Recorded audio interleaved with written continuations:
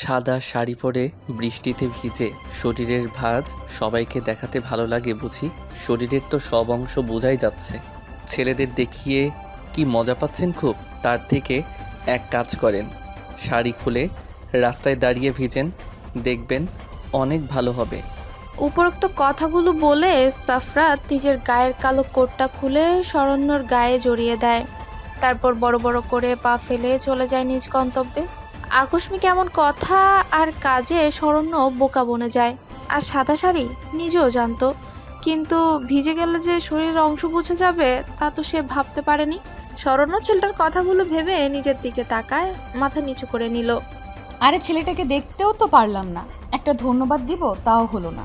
ছি শরণ্যা, তুই নিজের একটু খেয়ালও রাখতে পারিস না। এইসব যদি তোর রাত কখনো জানতে পারে তখন কি হবে বল? রাত বলবে যে স্বর্ণা, তুমি কি নিজের একটু যত্ন নিতে পারো না? নিজের মনে কথাগুলো বলেছিল শরণ্য। শরণ্যের বৃষ্টি খুব প্রিয়। আজ ঘুরতে এসে হঠাৎ করে বৃষ্টি নামায়, দৌড়ে ভিজতে শুরু করে। আর তারপরেই এত কিছু হয়। দূর থেকে রূপান্তিকা চিল্লাতে চিল্লাতে শরণ্যের কাছে আসে আর বলতে শুরু করে, তোর লজ্জা করে না সাদা শাড়ি পরে ভিজতে? ছি, কি বিচ্ছিরি লাগছে। এমা, এটা আবার কার কোট পরেছিস? তাড়াতাড়ি বাসায় চল, নয়তো ছোট মা আমাকে মেরে আলু ভর্তা বানাবে। শরণ্য আর কিছু বলল না, ওই বাড়িতেই চলে যায়। কোটটা থেকে কেমন যেন একটা সুগন্ধি নাকের সাথে বাড়ি খাচ্ছে। কোটটা ভালোভাবে গায়ের সাথে জড়িয়ে নিয়ে বাড়ির কলিং বেল চাপ দিল শরণ্য। রূপান্তিকার মা এসে দরজা খুলে দেয়। স্বর্ণ ভয়ে এক ভো দৌড় দেয় নিজের রুমে। তারপর ফ্রেশ হয়ে কোটটা ধুয়ে বারান্দায় টাঙিয়ে দেয়। এরপর বিছানায় গায়ে এলিয়ে দিতে কখন তার সেই কথাগুলো কানে বাজতে লাগলো। ধরফড়িয়ে উঠে আয়নার সামনে গিয়ে দাঁড়ালো। ছি ছি, আমার শরীরের কি দেখেছে ছেলেটা আল্লাহ জানে। ভাগ্যিস মুখটা দেখতে পাইনি, নয়তো পরে দেখলে লজ্জায় সামনে যেতে পারতাম না। উফ স্বর্ণা, তুই এত কিউট কেন রে? তোর এই বুকের তিলটা যে তোকে আরো কিউট করে তোলে। ছি, কি নির্লজ্জ মেয়ে, নিজের প্রশংসা নিজেই করতেছে। আগে ভেবে দেখ, ছেলেটা তোর শরীরের সব কিছু দেখছে। হাই হাই, কি লজ্জা কি লজ্জা। আরও যা, সাদা শাড়ি পরে ভিজতে। বারবার বারণ করলাম, সাদা শাড়ি পরিস না পরিস না। না, এই মহারানী সাদা শাড়ি ছাড়া পরবেই না। শরণ্য ঠোঁট উল্টায়। সে জানতো নাকি যে অসময়ে বৃষ্টি শুরু হবে। সন্ধ্যার সময় ঘুরতে ভালো লাগে, সেজন্যই তো বের হয়েছিল রূপান্তিকাকে সাথে নিয়ে। শরণ্য কিছু না বলে মুখ ভেঙায় রূপান্তিকাকে, ধাক্কা দিয়ে বিছানায় শুয়ে পড়ে। রূপান্তিকাও স্বর্ণকে জড়িয়ে নিয়ে ঘুমের রাজ্যে বাড়ি জমায়। অপরদিকে কোনো এক সন্ধ্যা রাতে তোমাকে দেখেছিলাম শাড়ি পরে বৃষ্টিতে ভিজতে। তোমার ওই লম্বা খোলা চুলে বেলি ফুলের মালা দিয়ে রেখেছিলে। সেই সন্ধেটি ছিল হয়তো আমার জীবনের নতুন কোনো মোড়ের সন্ধান। তোমার ওই বুকের তিলটা যেন বারবার বেহায়ের মতো টানে তোমার কাছে আমাকে। সাফরাত হোটেলের রুমের গ্রিল ধরে দাঁড়িয়ে কবিতা ওড়াচ্ছে নিজের মনে। তখন হুট করে রূপ এসে সাফরাতের মাথায় বাড়ি মেরে বলতে শুরু করে, ও, সেই তো কবিতা বলিস? তা বন্ধু, তুমি কি কারো প্রেমে পড়েছো নাকি? হঠাৎ এই আনরোমান্টিক বন্ধু রোমান্টিক হলো কিভাবে? তাও কোনো এক নারীর চুল তিল নিয়ে বর্ণনা দেয়। সে এসেছে হয়তো আমার এই জীবনে, এসেছে কোনো এক সন্ধ্যাবতী হয়ে আমার জীবন সুন্দর করে দিতে। আমি প্রেমে পড়েছি সেই সন্ধ্যারাতে দেখা পিচ্চি মেয়েটির। কে সেই ভাগ্যবতী যে কিনা এই সাফরাতকে তার রূপে ঘায়েল করেছে? নিশ্চয়ই সে কোনো এক পরী যার প্রেমে পড়েছে আমার সাদাসিধা বন্ধু। বলেই খিলখিল করে হেসে ওঠে রূপ। সাফরাত রাগী চোখে তাকায় রূপের দিকে। হঠাৎ করে রূপ গম্ভীর কণ্ঠে বলতে শুরু করে, রূপান্তিকা প্রপোজ করেছে আজকে আমায়। কি করব বলতো? কিছু বুঝতেছি না। আমি বড় আব্বুর মেয়ে হয় আর আমার ছোট বোনের বেস্টও। আমি কিছু বুঝতে পারতেছি না।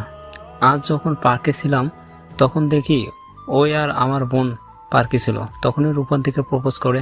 রূপ কথাগুলো বলে চুপ মেরে যায়। সাফরাতের কোনো উত্তর পায় না। রেগে সাফরাতের দিকে তাকায়, দেখে ফোনে কি যেন করতেছে সে, আর হাসছে। সাফরাত মাথা উঁচু করে দেখে রূপ রেগে ওর দিকেই তাকিয়ে আছে। সাফরাত ভয়ে ঢোক গিলে রূপকে বলে, কলিজা রাগ করিস না, তোর ভাবির ছবি ওয়ালপেপারে সেভ করলাম। লুকিয়ে অনেক কয়টা ছবি উঠাইছি আজকে, বুঝলি? আর শোন, তুই তো আমাকে বলতিস রূপন্তিকাকে নাকি তোর ভালো লাগে, তাহলে অ্যাকসেপ্ট কর সবাই মেনে নিবে, চিন্তা করিস না। হ্যাঁ সেটা ঠিক। দেখি ফোনটা, কে সে মেয়ে যার জন্য আমার বন্ধু পাগল হয়ে গেছে? কার জন্য তার বুকের মধ্যে টিপ টিপ ব্যথা করে? রূপ মজা করে কথাটা বলে সাফরাতের থেকে ফোনটা ছিনিয়ে নেয়। ফোনটা হাতে নিতেই চমকে ওঠে ওয়েল পেপারের ছবি দেখে। আর চোখে সাফরাতের দিকে তাকায়। লক খুলে গ্যালারিতে যায়, গিয়ে দেখে অনেক কয়টা ছবি। কিছু ছবিতে পেট দেখা যাচ্ছে, তাই আর দেখলো না রূপ। রূপ নিজেকে শান্ত করে মুখে হাসি ফুটায়। সাফরাতকে নরম সুরে বলল, তুই কি জানিস মেয়েটা সিঙ্গেল নাকি ম্যারিড বা হ্যানত্যান? যাই হোক, আর একটা কথা, কার অনুমতি ছাড়া ছবি উঠানো যায় না, সেটা মাথায় রেখিস। আর এসব কি ছবি উঠেছিস? পেট দেখা যায়। রূপ, তোর কি হলো? এমন গম্ভীর হলি কেন? রাগ করতেছিস হয়তো। আরে আমি কি ইচ্ছে করে এমন ছবি উঠাইছি? মেয়েটা বৃষ্টিতে ভিজার জন্য শরীরের কাপড় লেপটে ছিল, তাই এমন হয়েছে ছবি। আর আমার কোটটা দিয়ে আসছি, তোর গায়ে লাগে না? আমার প্রিয় কোড ওইটা। সাফরাত মন খারাপ করে কথাটা বলে। যাক বাদ দি, চল। আমাদের ফ্রেন্ডশিপের 10 বছর হচ্ছে, সেই ইন্টার থেকে আমরা ফ্রেন্ড। কখনো আমাদের বাসায় যাসনি? আমি অনেকবার গেছি তোর বাসায়। আজকে আমাদের বাসায় চল, ওখানে থাকবি আজ, কাল নিজের বাসায় যাস। সাফরাতও আর কিছু বলল না। কখনো যায়নি রূপের বাসায়, তাই রূপের সাথে গাড়ি নিয়ে বের হয়ে যায়। রূপ বাসায় এসে কলিং বেলে চাপ দিলে রূপন্তিকা এসে দরজা খুলে দেয়। ভাইয়া, কই ছিলে এতক্ষণ? রাত 9টা বাজে। আর উনি কে তোমার সাথে? আর স্বর্ণা তোমাকে খুঁজতেছিল ভাইয়া। ছোট মা বাবা ওরে বকা দিছে, কান্না করতে করতে ঘুমাইছে, তাও না খেয়ে। দরজা স্যার, আর ভিতরে আসতে দে আগে। আর কি হয়েছে? বকা দিছে কেন? কি করেছে আবার? কোনো ঝামেলা করেছে নাকি? তোরা দুজন তো সবই এক্সপার্ট। বাসায় ঢুকতে ঢুকতে কথাটা বলে রূপ। সরো, যাও, নিজের বোনের থেকে শোনো কি হয়েছে। আর ভাইয়া, আমার উত্তর কখন দিবা? হুম। রূপন্তিকা ভয়ে ভয়ে কথাটা বলে রূপ কিছু না বলে নিজের রুমে গিয়ে ফ্রেশ হয়ে নেয়। আর সাফরাত রূপের ট্রাউজার আর গেঞ্জি পরে। শরীরে আগের জামাগুলো বৃষ্টিতে ভিজে গেছে। রূপ ড্রয়ার থেকে জ্বরের ওষুধ নিয়ে শরণ্যের রুমের দিকে যেতে থাকে। সাথে সাফরাতকেও নিয়ে যায় সে। রূপ, কি হয়েছে বলতো? বোনের রুমে যাচ্ছিস, তাও আমাকে নিয়ে? বিয়ে টিয়ে দেওয়ার প্ল্যান করতেছিস নাকি? সাথে আবার ওষুধ নিস কেন? কান্না করলে কি জ্বরের ওষুধ নিতে হয়? সাফরাত অবাক হয়ে কথাটা বলে। রূপ তার কোনো উত্তর দেয় না। সাফরাতকে তার পিছে পিছে আসতে বলে শরণ্যের রুমে যায়। গিয়ে দেখে শরণ্য অন্য পাশে শুয়ে আছে। রূপ মাথায় হাত বুলিয়ে দিয়ে আস্তে আস্তে ডাক দেয়। বনু, এই বনু, দেখ ভাইয়া চলে আসছে। আর কেউ বকা দিবে না, উঠ। বৃষ্টিতে ভিজে গায়ে জ্বর বাঁধলে তো একটু বকা দিতেই পারে আম্মু, সেজন্য কি কান্না করতে হবে বল? শরণ্য চোখ মেলে তার ভাইকে দেখে জড়িয়ে ধরে কান্না করে আর আব্বু আম্মুর নামে বিচার দেয়। সাফরাত শরণ্যের চেহারা দেখে ভেবাচাকা খায়। এটাই তো তার বৃষ্টি বিলাসী প্রিয়সী। ও শালা বাবু, এর জন্য তখন ফোনে ছবি দেখে আমার উপর রাগ ঝাড়ছে। হাই রে কপাল, শেষে কিনা বন্ধুর বোনের প্রেমে পড়লাম। কপালে শনি আছে আমার, বুঝতে পারতেছি। ঢোক গিলে মনে মনে কথাগুলো বলে সাফরাত। আর আর চোখে বারবার রূপের দিকে তাকায়। রূপ বুঝতে পেরেও কিছু বলে না। শরণ্যকে বুক থেকে উঠায়, বলতে শুরু করে। বনু কাঁদিস না, চল, গায়ে জ্বর আসছে, কিছু খেয়ে ওষুধ খেয়ে নিবি। আর ও হলো সাফরাত, তোকে বলছিলাম না আমার বেস্ট ফ্রেন্ডের কথা? দেখতে চাইছিলিস, আজকে নিয়ে আসছি, দেখ। আর যা, ফ্রেশ হয়ে আয়, আমারও ক্ষুধা লাগছে। রূপ সাফরাতের হাত টেনে নিয়ে নিচে ড্রয়িং রুমে যায়। গিয়ে দেখে সবাই এসে পড়েছে খাওয়ার জন্য। সাফরাত রূপের বাবা মাকে সালাম করে। যতই হোক হবু শ্বশুর শাশুড়ি হয়। আসসালামু আলাইকুম আন্টি আঙ্কেল, কেমন আছেন আপনারা? ওয়ালাইকুম সালাম বাবা, ভালো আছি। তুমি কেমন আছো? তোমাকে কত বলি আসার কথা, আসোই না। আজ আসলে তাহলে শেষমেশ। জি আন্টি। এইভাবে কিছুক্ষণ কথা বলে। একটু পর শরণ্য আসলে সবাই খেতে বসে। খেতে খেতে সবার পরিচয় দিই। শরণ্য ইসলাম, বাবা শফিকুল, মা রূপালী, ভাই রূপ, আর বড় আব্বু আতিকুল, বড় আম্মু মার্জিয়া, বড় বাবার মেয়ে রূপান্তিকা। রূপান্তিকা আর শরণ্য সেম ক্লাস, এবার অনার্স 2য় বর্ষে। আর রূপ ও সাফরাত দুজন মিলে বিজনেসের একসাথেই শেয়ারে আছে। সাফরাতের বাবা ফেরোজ, মা সালমা। খাওয়া দাওয়া শেষে শরণ্য ওষুধ খেয়ে নিজের রুমে যায়। রূপ আর সাফরাত রূপের রুমে যায়। সাফরাত ধরম করে বিছানায় রূপকে ফেলে দিয়ে জড়াই নিয়ে বলতে শুরু করে। সরি বন্ধু, জানতাম না যে তোর বোন ওইটা। একবার যখন মনটা দিয়ে দিছি তখন আর ফিরিয়ে নিতে পারবো না আমি। মাফ কর, আর বোন জামাই বানানোর জন্য তৈরি হ। সাফরাত হাসতে হাসতে কথাটা বলে। রূপা মুচকি এসে সাফরাতকে ঘুমোতে বলে রুম থেকে বেরিয়ে যায়। এদিকে রূপান্তিকা ঘুমের মধ্যে বুঝতে পারে কেউ তাকে কোলে নিয়ে কোথাও যাচ্ছে। হুট করে কোল থেকে নামিয়ে দেয় রূপান্তিকাকে। তাড়াতাড়ি চোখ খুলে দেখে রূপ সামনে দাঁড়িয়ে আছে। যখনই রূপান্তিকা চিল্লাতে যাবে তখন রূপ মুখ চেপে ধরে আর হাসতে হাসতে বলে, শ্শ্, চিল্লাস না, আমি অন্য কেউ না। শোন, তোকে আগে থেকে আমি পছন্দ করতাম। এখন কাল তুই নিজে প্রপোজ করায় ভেবে দেখলাম কতদিন আর একা একা থাকবো বল। তাই আর কি, সকালে সারপ্রাইজ আছে তোর জন্য। রূপান্তিকাকে পেছন থেকে জড়িয়ে নিয়ে কথাটা বলে রূপ। কথাগুলো যেন রূপান্তিকার কানে বাজতেছে। রূপও তাকে ভালোবাসে। নিজের মধ্যে কেমন যেন একটা অনুভূতি বয়ে যাচ্ছে। রূপের দিকে ঘুরে শক্ত করে জড়িয়ে ধরে রূপান্তিকা। পরক্ষণেই কারো হাসির শব্দে রূপ আর রূপান্তিকা ঘুরে দাঁড়ায়। দেখে সামনে শরণ্য আর পেছনে সাফরাত দাঁড়ায়। তোরা এখানে কখন আসলি? দেখ, যা দেখছিস ভুলে যা, আমি ভালো ছেলে। রূপের কথায় সাফরাত আর শরণ্য হেসে উঠে। পরক্ষণেই শরণ্য ভ্যা ভ্যা করে কেঁদে দেয়। সবাই অবাক হয় ওর দিকে তাকায়। সাফরাত প্রশ্ন করেই বসে, কি হইছে? ভাইয়া লুকিয়ে প্রেম করে আমাকে বলেওনি। আর রূপন্তিকাও তো আমার ফ্রেন্ড, তাও বলে নাই আমাকে। তেমন কিছু না পাগলি, কান্না থামা। আর তুই কখন আসলি ছাদে? আর রাতে ছাদে কিনে এসেছিস? আর সাপরাত তুইও? রূপ সাফরাতের দিকে রাগী চোখে তাকিয়ে কথাটা বলে। সাফরাত ভয়ে ভয়ে ধীর কণ্ঠে বলে, এমনি তাকাবি না, আমার ঘুম ধরতেছে না, তাই বাহিরে আসলাম। তখন দেখি শরণ্যা, মানে তোর বোন, এইদিকে আসতেছে, তাই আমিও পিছু পিছু আসলাম, এই আর কি। রূপ আর কিছু বলে না। এরপর সবাই এক জায়গায় বসে একসাথে আড্ডা দিতে থাকে। তখনই হঠাৎ করে শরণ্য বলে উঠে, ভাইয়া তুমি না বলেছো আমার রাতকে নিয়ে এসে দিবা? কই, কবে এনে দিবা বলো তো? তুমি কথা দিয়ে কথা রাখো নাই।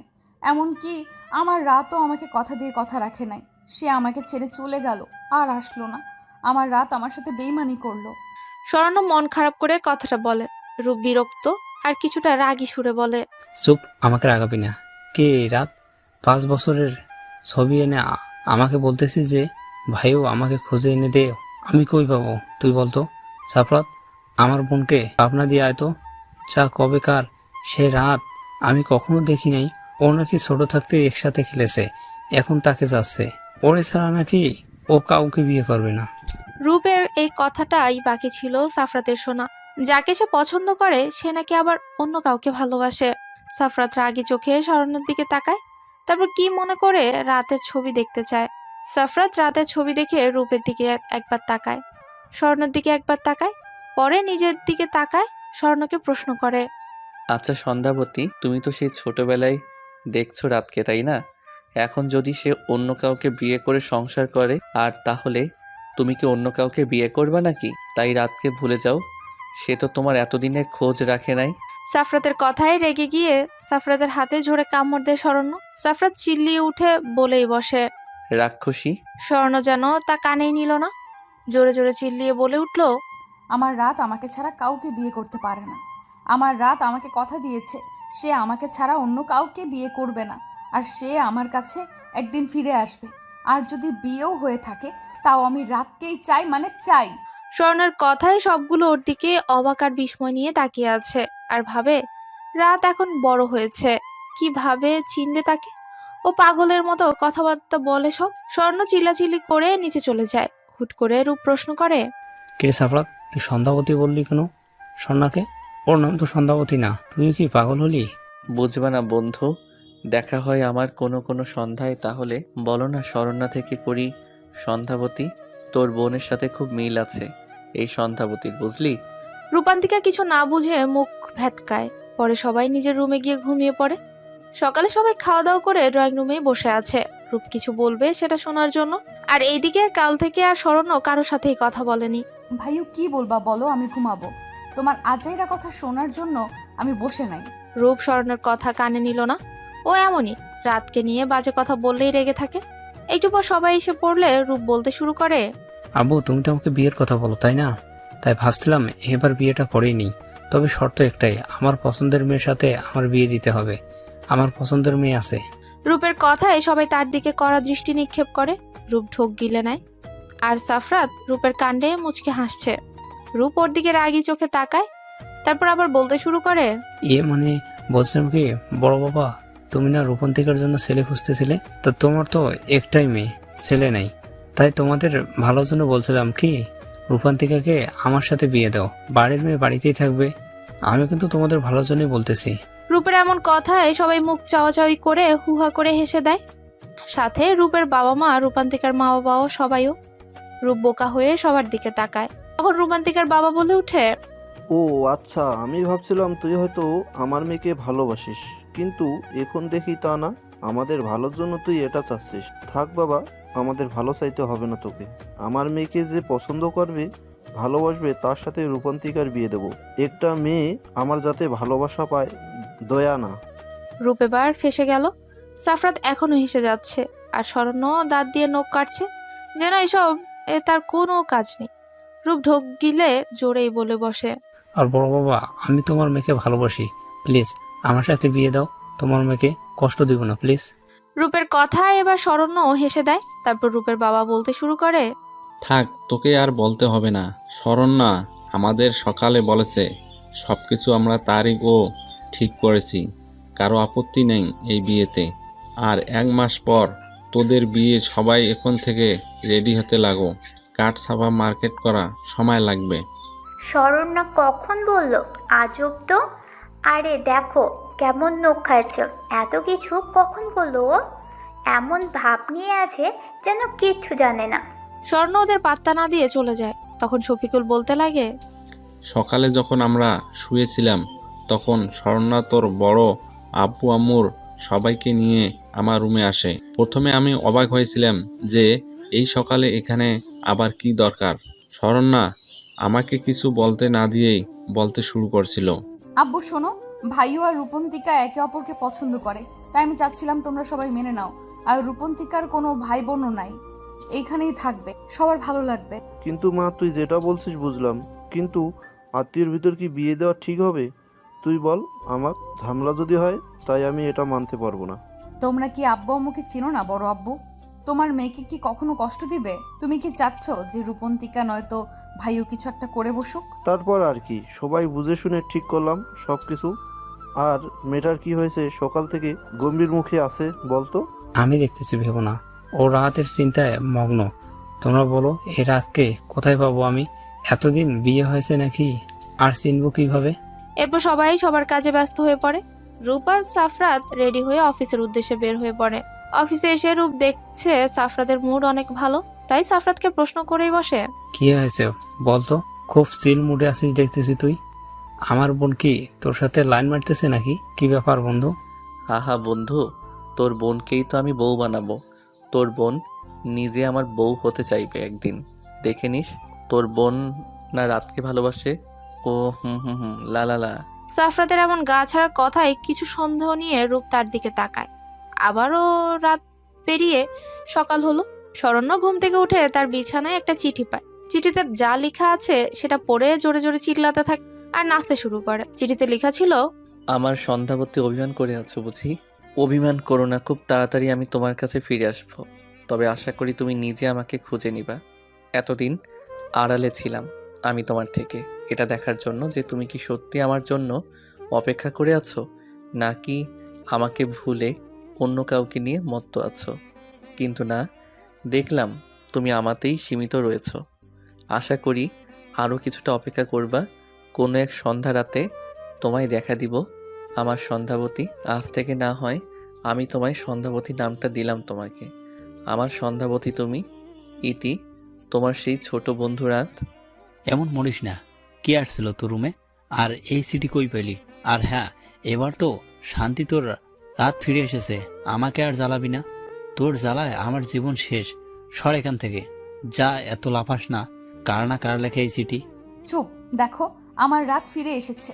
আমার কাছে আসলে তোদের নামে বিচার দিব আমি। আমাকে সবাই পাগল বলতো, তোমরা এবার দেখো রাত নামে কেউ আছে। রূপ কিছু না বলে নিচে চলে যায়। অন্যদিকে সাফরাত তার মামুনির কোলে মাথা রাখে আর চোখ বন্ধ করে মুচকে হাসে। তা দেখে সাফরাতের মামুনি বলতে লাগে, কি ব্যাপার, আমার বাপজানা যত খুশি লাগতেছে কেন? আর বৌমা পাইছে নাকি?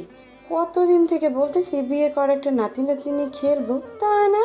হুম হুম হুম মামুনি, খুব তাড়াতাড়ি তোমার বৌমা আনবো। ওয়েট, পিক দেখাই। এই দেখো তোমার বৌমা। কেমন, পছন্দ হয়েছে তো তোমার নাকি? মাশাল্লাহ, হবে না কেন বলতো? এত সুন্দর একটা মেয়ে পছন্দ না হওয়ার কি আছে? আমাকে বোঝা। তা প্রেম করছিস নাকি অন্য কিছু? মামনির থেকে দেখি আজকাল কথা লুকিয়ে রাখা শিখেছ। আরে মামুনি না, তুমিও না, কি যে বলো।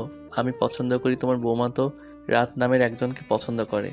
ছোটবেলার নাকি রাত, তার 5 বছরের একটা ছবি নাকি আছে সেই রাতকে। হু হু হি হি।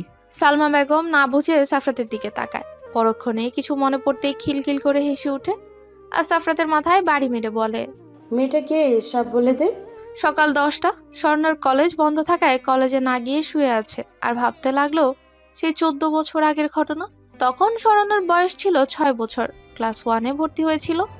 আর রাতের বয়স ছিল 11 বছর, ক্লাস 5-এ। স্বর্ণ ওরা তখন গ্রামে থাকতো।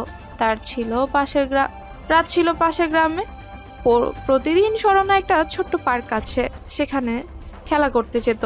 সেদিন প্রথম দেখা হয় রাতের সাথে। ফ্ল্যাশব্যাক। ছোট্ট স্বর্ণ ধীর পায়ে পার্কে ঢুকে ছোট্ট বাচ্চাদের সাথে খেলতে লাগলো। তখন রাত দূর থেকে স্বর্ণর বাচ্চামো ফেস দেখে মায়া হয়, তাই রাত স্বর্ণর কাছে এসে স্বর্ণকে ডাক দেয়। এই পিচ্ছি, এদিকে আসো। তোমার নাম কি? তুমি এত কিউট কেন? আমার বউ হবে, অনেক আদর করব। তোমাকে আমার অনেক ভালো লাগছে। বউ বউ কি? হ্যাঁ, বউ হব। তাহলে আমাকে তুমি প্রতিদিন চকলেট এনে দিবা, ফুল দিবা, বলো। হ্যাঁ দিব, প্রতিদিন নিয়ে আসবো তোমার জন্য। তুমি আমাকে জামাই বলবা, আমি বউ বলবো, কেমন? তোমার নাম কি পিচ্ছি? আমার নাম স্বর্ণা। তোমার নাম কি? তুমি এত পাতলা কেন? কেমন লাগে? কিন্তু তুমি অনেক সুন্দর। আমার নাম সাফরাত, বুঝলে পিচ্ছি বউ? স্বর্ণের নাক টেনে বলল, সারাত তোমার নাম সালাত সাফরাত, খুশ হয় নাই। এত বড় নাম কেন? ছোট নাম বলো। আমি এত বড় বলতে পারবো না, তুমি তো নাম বলো। ওকে ওকে, আমার বউ। কি বলবা, কি বলবা? আচ্ছা সাফরাত না, তুমি শুধু রাত করে বলবা, কেমন? তোমার জন্য না হয় রাত নামটা দেওয়া হলো। তারপর পরের দিন রাত আসে ওই পার্কে। স্বর্ণ রাতকে দেখে দৌড়ে যায় তার দিকে। রাতও মুচকি এসে স্বর্ণকে নিয়ে বেঞ্চে বসে। তখন স্বর্ণ রাতকে বলে, আমার বর, আমার বর, তুমি এসেছো। দাও আমার ফুল, চকলেট সব দাও। তুমি এসেছো, দাও, খাবো আমি, দাও। সাফরাত মজা করে বলে যে আমি আনি নেই। তখন জোরে সাফরাতের হাতে একটা কামড় বসাই দেয়। সাফরাত প্রথমে লাফিয়ে উঠে, পরক্ষণেই নিজেকে শান্ত করে সব বের করে দেয়। এবার ছোট্ট স্বর্ণ বোকার মতো তাকায়। রাত মুচকি হেসে স্বর্ণর গালে চুমুকে দেয়। এভাবেই তাদের দিন কাটছিল। একদিন সাফরাত তার 5 বছরের একটা ছবি স্বর্ণকে দেখালে সেটা স্বর্ণ একবারে নিয়ে নেয় আর সাফরাতের থেকে ছবিতে লিখিয়ে নেয় আমাল জামাই। রাত। দিন চলতে থাকে তার গতিতে। তাদের ছোট্ট পাগলামি, ভালোবাসা, হাসি ঠাট্টা করতে করতে 1 বছর কেটে গেল। একদিন বিকেলে স্বর্ণ যখন রাতের জন্য দেরি করছিল পার্কে, তখন রাত দৌড়ে হাঁপাতে হাঁপাতে এসে স্বর্ণকে বলে, বউ বউ শোনো, মামুনি না আমাকে নিয়ে ঢাকা যাবে, আর এখানে থাকবে না। তোমার সাথে আমার আর দেখা হবে না। আমি বড় হয়ে তোমার কাছে ফিরে আসবো, তোমাকে বিয়ে করে নিয়ে যাব, কেমন? না না, তুমি কোথাও যাবে না। আমি কার সাথে খেলবো? তুমি কোথাও যাবে না জামাই, তুমি আসবে আর তুমি যাবে না, কেমন? পাগলামি করে না বউ, কথা দিলাম আমি তোমার কাছে ফিরে আসবো। আমার জন্য অপেক্ষা করবা তুমি, কেমন? কাউকে বিয়ে করবে না। একদিন তোমাকে বউ বানিয়ে নিয়ে যাব আমি তোমাকে। কান্না করেন আমার পাগলি। স্বর্ণ তখন পাগলের মতো কান্না করতে থাকে। পরে রাতকে কথা দেয় রাতকে ছাড়া কাউকে বিয়ে করবে না সে। সেদিনের পর এতটা বছর চলে গেল। স্বর্ণ সব সময় রাতে সেই ছবিটা দেখতো আর এটাই ভাবতো রাত তার জামাই। সে ছোট মনে কথাগুলো জমিয়ে থাকে। স্বর্ণ রূপান্তিকার ডাকে বাস্তবে ফিরে আসলো। বর্তমান। কি ভাবিস এত? চল, ভালো লাগতেছে না, কোথাও থেকে ঘুরে আসি। আর সময় নাই, এবারের বউ হব কোন দিন জানি। স্বর্ণ কিছু না বলে রূপান্তিকার সাথে বাহিরে বের হয় আর সাফরাত নিজের কেবিনে বসে বসে ভাবতে থাকে আর মনে মনে বলে, সরি আমার ছোট বউ শরণ্যা, তোমার কথা রাখতে পারি নাই। আমি কথা দিয়েছিলাম তোমাকে বিয়ে করব, তোমার কাছে ফিরে যাব একদিন, কিন্তু ঢাকা আসার পর তোমার কথা আর মনে ছিল না। প্রথম দিন ঢাকায় এসে মামুনিকে বলছিলাম তোমার কথা, আর কখনো তোমাকে মনে হয় নাই। আর তুমি কিনা এখনো সে আমি ছোট রাতকে পাগলের মতো ভালোবাসো। তুমি কথা রেখেছো, অথচ আমি রাখতে পারলাম না। কখনো যদি জানতে পারো যে আমি তোমাকে ভুলে গেছি তাহলে কি করবে তুমি জানি না। সাফরাতের খুব খারাপ লাগছে। তার বয়স ছিল, তবুও স্বর্ণকে ভুলে গেছিল।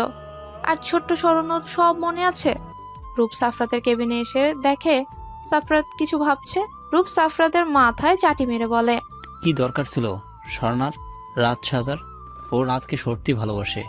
জানি না কে এ রাত ছোট থেকে প্রতিদিন আমাদের গ্রামের ছোট পার্কে খেলতে যেতে, হয়তো তখন পরিচয় হয়েছিল। কিন্তু তুই ওর রাত সাজলি কেন? আমি কাল তোর চিঠি নিয়ে গিয়ে রাখছিলাম, পড়ছিলাম না, কিন্তু এটা করা ঠিক হয়নি। রূপের কথা শুনে সাফরাত মুচকি হেসে সব খুলে বলে যে সেই রাত আর সেই সাফরাত। রূপ অবাক হয়, সাথে অনেক খুশিও হয়। শোন, তোর বোনকে কিছু বলিস না আগে। কিছুটা মজা নেই ওর সাথে। আহা, কত মজা হবে বল। হঠাৎ করে দরজার দিকে তাকিয়ে ভয় পেয়ে যায় সাফরাত। রূপ দুজনেই, শরণ্য আর রূপান্তিকা দাঁড়িয়ে আছে। তাহলে কি সব শুনে ফেললো? শরণ্য বলতে শুরু করলো, কি ব্যাপার, আমাকে দেখে তোমরা সবাই চুপ হয়ে গেলে কেন? কি বলেছিলে বলো, আমরা একটু সবাই শুনে আড্ডা দেই তোমাদের সঙ্গে। আর ভাইয়া, তুই আজকে একা চলে আসছিস কেন? আমিও তো তোর সঙ্গে আসতে চেয়েছিলাম। সাফরাত তো ভয় পেয়ে গেছিল যে স্বর্ণ সবকিছু শুনে ফেলেছে নাকি।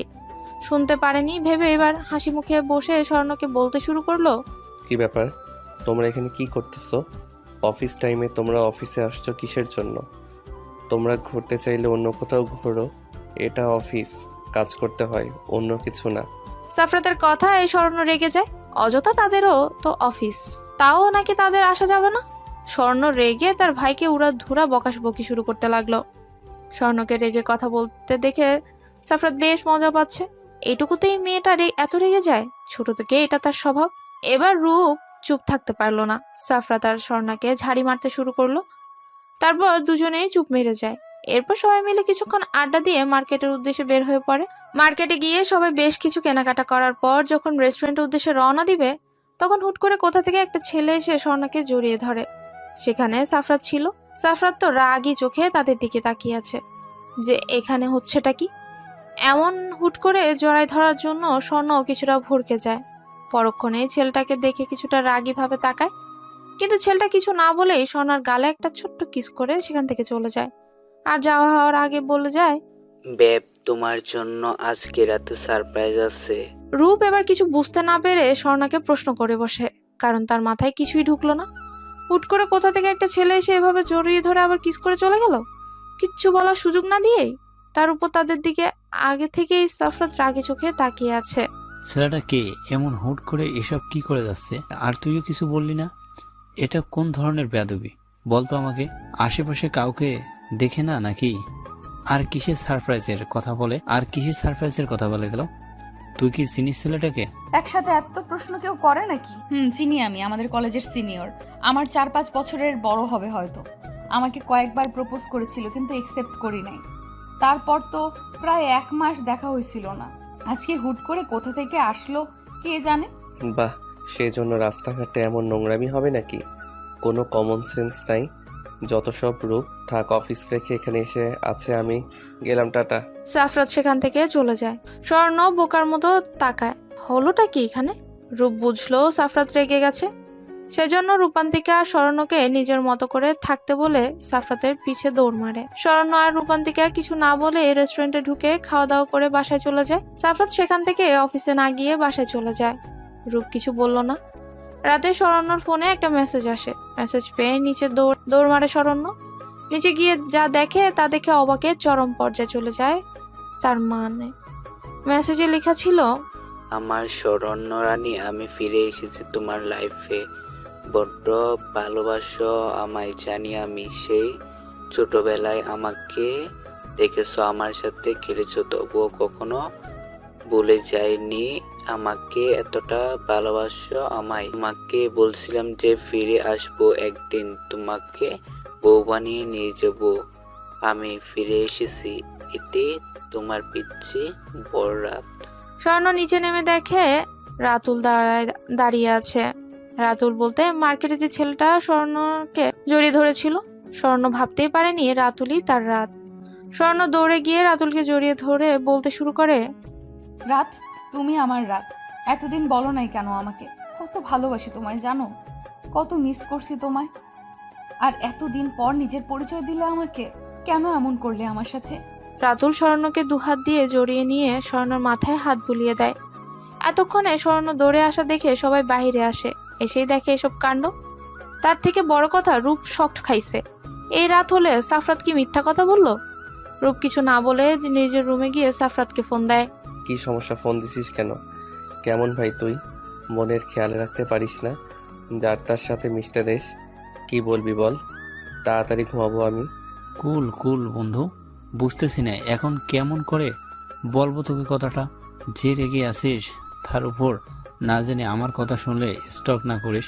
মাথা ঠান্ডা কর আর আমার কথা শোন। তার আগে নিজেকে কন্ট্রোল করে নি। মেজাজ খারাপ করাস না বাল। কি বলবি বল তো? মাথা ব্যথা করতেছে, রাগ উঠছে। কি বল, কি এমন বলবি? এত হেয়ালি করিস না তো। আসলে শোন, মার্কেটে যে ছেলেটা দেখলি সে এখন এসে নিজেকে রাত দাবি করতেছে। এখন কি করব বুঝতেছি না। আসলে কে রাত, তুই নাকি ওই ছেলেটা? কিছু একটা বল যাতে বুঝতে পারি আমি। হোয়াট? ওই তোর কি মনে হয় আমি মিথ্যা কথা বলতেছি? আচ্ছা একটা কাজ কর, তুই ওই ছেলেটার হাত দেখ। আমার হাতে তোর বোন কামড় দিছিল, এখনো দাগ আছে। তুই দেখ আছে নাকি। আর কোনো প্রমাণ তো নাই আমার কাছে, এটাই চেক কর। রূপ এবার রুম থেকে বের হয়ে দেখে রাতুল আর স্বর্ণ বসে বসে গল্প করছে। রূপ এসে রাতের হাত চেক করে দেখে দাগ আছে। রূপ এবার কি করবে বুঝতে পারে না, তাই স্বর্ণকেই বলে, স্বর্ণা কোথা থেকে কে এসে বললো আমি রাত? তাইলে কি আমি তোকে বিশ্বাস করতে হবে নাকি? আগে তো সব পরীক্ষা করে দেখ, এ তো রাত নাকি অন্য কেউ। হতেও পারে যে মিথ্যা বলতেছে, তোকে ভালোবাসে তাই। কি বলিস এসব ভাইয়া? এই রাত, দেখো, রাতের হাতে কামড়ের দাগ আছে। আর ছোটবেলায় যা যা হয়েছে সব বলতে পারতেছি আমাকে। তুই কি আমাকে ভালো থাকতে দিবি না? স্বর্ণের রাগ দেখে রূপ কিছু না বলেই চলে যায়। রাতও একটু পরে চলে যায়। রূপ সাফরাতকে সব বলে। স্বর্ণ নিজের রুমে গিয়ে শান্তিতে ঘুমিয়ে পড়ে। সকালে স্বর্ণ আজ অনেক হ্যাপি, কালকে তার রাতকে পেয়েছে সে। নাচতে নাচতেই নিচে নেমে দেখে সবাই ড্রয়িং রুমেই বসে আছে। স্বর্ণও গিয়ে সেখানে বসে। স্বর্ণের বাবা বলে ওঠে, শরণ্যা, রাতকে যেহেতু পাইছি, তো বিয়েটা তাহলে তোর আর রূপের একসাথে কমপ্লিট করি। কি বলিস? রাতের সাথে কথা বলে দেখ কি বলে। আসতে বল তার মা বাবাকে আমাদের বাসায়। রূপ তার বাবার কথায় কেসে ওঠে আর ভাবে সাফরাত কি করবে আল্লাহই জানে। স্বর্ণের অবস্থা খারাপ করবে যে ছেলে। স্বর্ণ উঠে গিয়ে রাতকে ফোন কলে সব বলে। রাতও অনেক হ্যাপি, সে স্বর্ণকে অনেক কষ্টে বাগে আনছে। আর তাড়াতাড়ি বিয়ে করতে পারলে স্বর্ণ শুধু তারই থাকবে, আর কেউ চাইলেও তার থেকে ছিনিয়ে নিতে পারবে না। বিকেলে রাত তার বাবা মাকে নিয়ে স্বর্ণদের বাসায় এসে সবকিছু ঠিকঠাক করে চলে যায়। রূপ আর স্বর্ণের বিয়ে একদিনই হবে। রূপ সকাল থেকে ফোন দিচ্ছে সাফরাতের কাছে, কিন্তু সাফরাতের কোনো খবর নেই। কিছু মাথায় আসছে না তার। রাত 12টায় সবাই ঘুমিয়ে আছে। চুপি চুপি সাফরাত স্বর্ণদের বাড়িতে প্রবেশ করে। রূপ ঘুমের মাঝে বুঝতে পারে কেউ তাকে শূন্যে ভাসিয়ে নিয়ে যাচ্ছে। হুট করে রূপ চিল্লিয়ে উঠে সামনে তাকিয়ে ভয় পেয়ে যায়। তুই এত রাতে তুই আমার বাসাতে কি করিস? আসলে তুই কি সাফাত নাকি? ও মা গো, ভূত বাঁচাও আমাকে, বিয়ের আগে মেরে ফেলবে গো, আমার মাজা গেল গো। ধমকে বলতে লাগলো, চুপ, একটা কথাও না। ভূতের বাপ আমি। মেজাজ খারাপ আছে একদম, ন্যাকামি করবি না মেয়েদের মতো। ওই তোর বোনের কাণ্ডজ্ঞান নাই। রাতকে ভালোবাসি ভালোবাসি করে মরতেছে, অথচ আমাকে না চিনে অন্য একজনের সাথে বিয়ে কমপ্লিট করছে। তোর বোনকে মেরে ফেলবো আমাকে ছাড়া অন্য কাউকে বিয়ে করলে। ইয়ে মানে বলছে কি, শোন না, তুই একদম আমার বোনের দিকে নজর দিবি না। দেখ, ও যেটাতে খুশি সেটাতে ওকে দিতে চাই, তাই প্লিজ ঝামেলা করিস না। আমি জানি তুই রাত, কিন্তু দেখ রাতুল ছেলেটাকে আর কেন এমন করতেছে কে জানে।